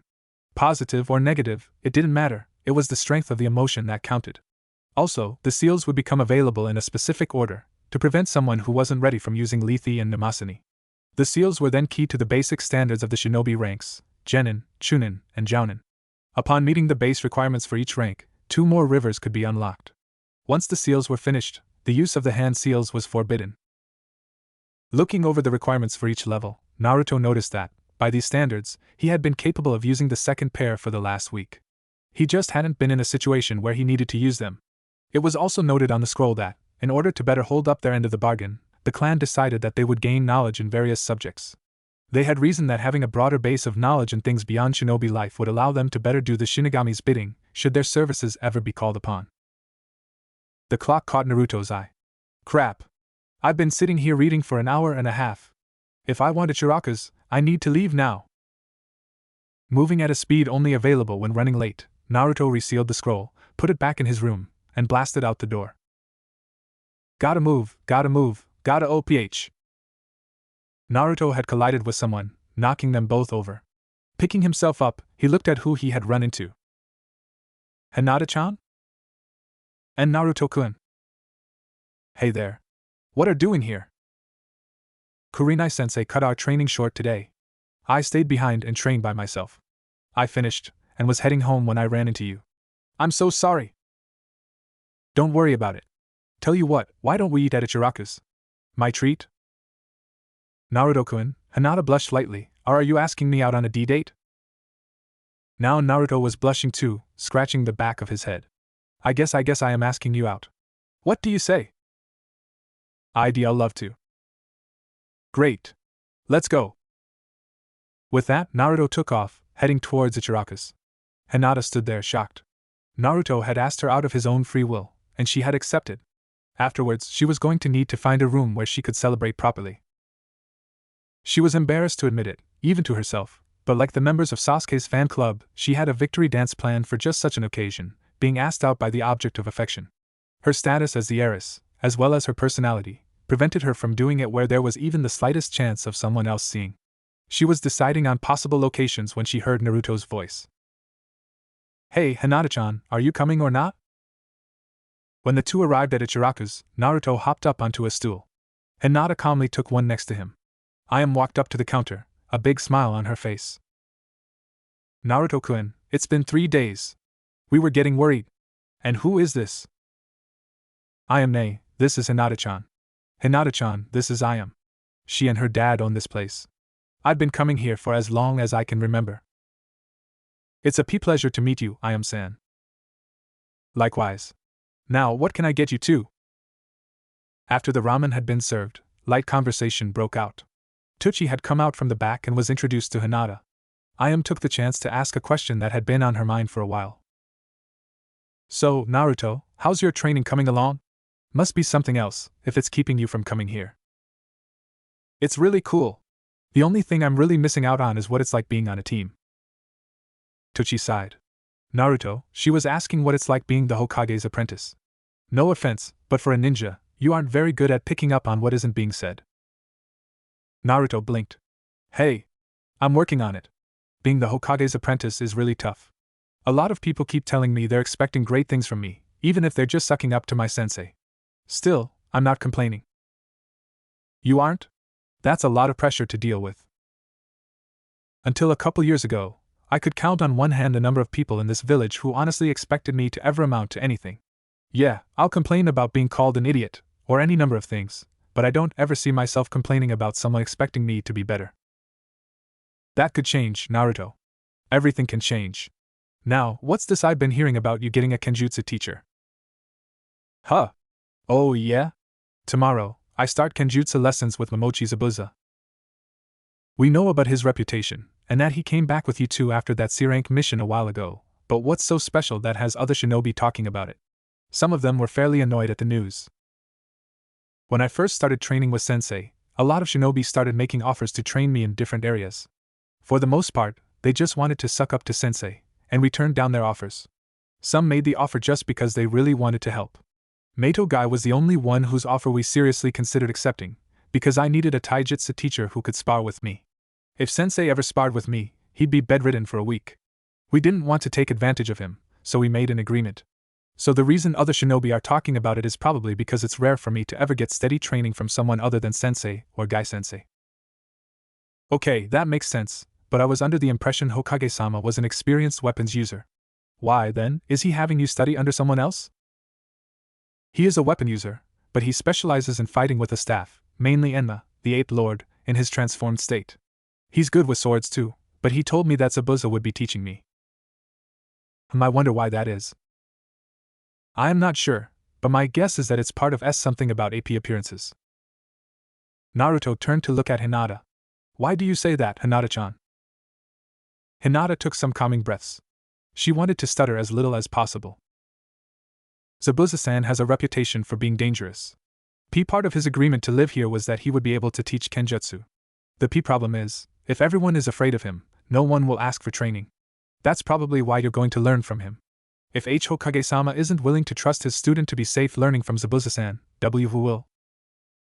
That's very true, Tucci spoke up. A leader needs to be able to trust those he leads, but those that are led must also be able to trust their leader to make decisions that will benefit them all. Hokage-sama has taken a very big gamble in making Zabuza-san and Haku-san Konoha shinobi. He needs to show that he was right in doing so. Haku-san, from what I've heard, has already proven he was worth it, simply by his performance as an academy instructor, not to mention his Kekai Genkai. Zabuza, however, has not been given the chance. Which is why I'm learning from him, Naruto finished, to give him the chance to prove he's worth whatever may happen when Kiri finds out, or any of Zabuza's enemies. But we're still just guessing. We don't know for sure. Well now, my daughter and the Hokage's student, eating together. This is unexpected. The new voice caused the four to look around for the source. Hyuga Hayashi was standing next to one of Ichiraku's walls, an eyebrow raised. Hinata started tensing up. I was aware that the two of you were in the same class at the academy, and that you participated in a C-rank mission together. I wasn't, however, aware that the relationship between you was anything more than that of comrades. Naruto was sure that had this been any other parent, they would either be smirking, or would pull their child away. Hayashi, or any Hyuga save Hinata, however, was pretty much unreadable. Naruto decided his best bet was to explain himself quickly, and mind his manners. He had seen pictures of what a Hyuga who was proficient with Juken could do to someone, and Hayashi was certainly more than proficient. Hyuga-sama, let me explain. I was heading here to eat, when I ran into your daughter, who had just finished training by herself. I asked her to join me, and she agreed. If my offer disrupted any plans, I apologize. Your apology is unnecessary. I wasn't expecting to see my daughter until later. Hinata, you will be sparring against your sister tonight. Hinata gulped. Hi, Two-san. Wait a second. You want her to spar against her sister? Yes, I do. Do you have a problem with that, Uzumaki-san? Well, if you want her to spar her sister, I know it's none of my business. I just don't see why. It is necessary. Hinata has never beaten her sister, Hanabi, nor her cousin, Niji, whom I am aware you occasionally spar against when you train with his sensei. Okay, but you still haven't explained why Hinata needs to spar with her own sister. Unless both are extremely cold-hearted, you're never going to see their full abilities. Hayashi's eyebrow raised again. So you feel that Hinata holds herself back because she doesn't want to harm her sister? Why do you say that? I'll admit that my knowledge of how things work in a shinobi clan like yours, let alone a family, is pretty much non-existent. What I do understand is that while siblings will fight, most of it will be verbally, with a little roughhousing. Making them face each other accomplishes nothing except causing bad blood between them, and Hinata just doesn't seem like the type of person who would want to do that.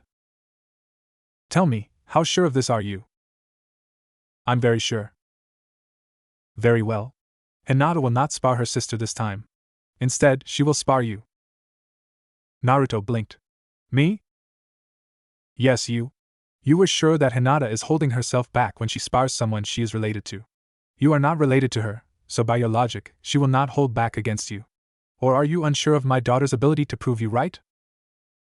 Naruto winced when he realized how deep a hole he had dug for himself. Either he would spar Hinata, and risk hurting her physically, or decline, and hurt her emotionally by saying he didn't have faith in her. Alright, I'll spar Hinata. Where and when? The dojo at the Hyuga compound, in an hour. Hinata knows the way. With that, Hayashi took his leave. And Naruto-kun, why did you do that? You didn't have to accept. Hinata-chan, I'm sorry I got you into this mess. I opened my mouth without thinking, and I need to deal with the consequences. But I couldn't hurt you. Hinata-chan, you're supposed to push yourself in a spar, physically and mentally. If you hold back, no one improves. Besides, as long as you don't try to deal a death blow, I'll be fine. I'll try. No, Hinata-chan, don't try, do. An hour later, the two were facing each other in the Hyuga dojo. Hayashi and Hanabi were the only other people watching. Hayashi spoke. Are you both ready? Getting nods from both, he began the match. Naruto was instantly on the defensive. Apparently, Hinata had taken his advice a little further than he had expected her to.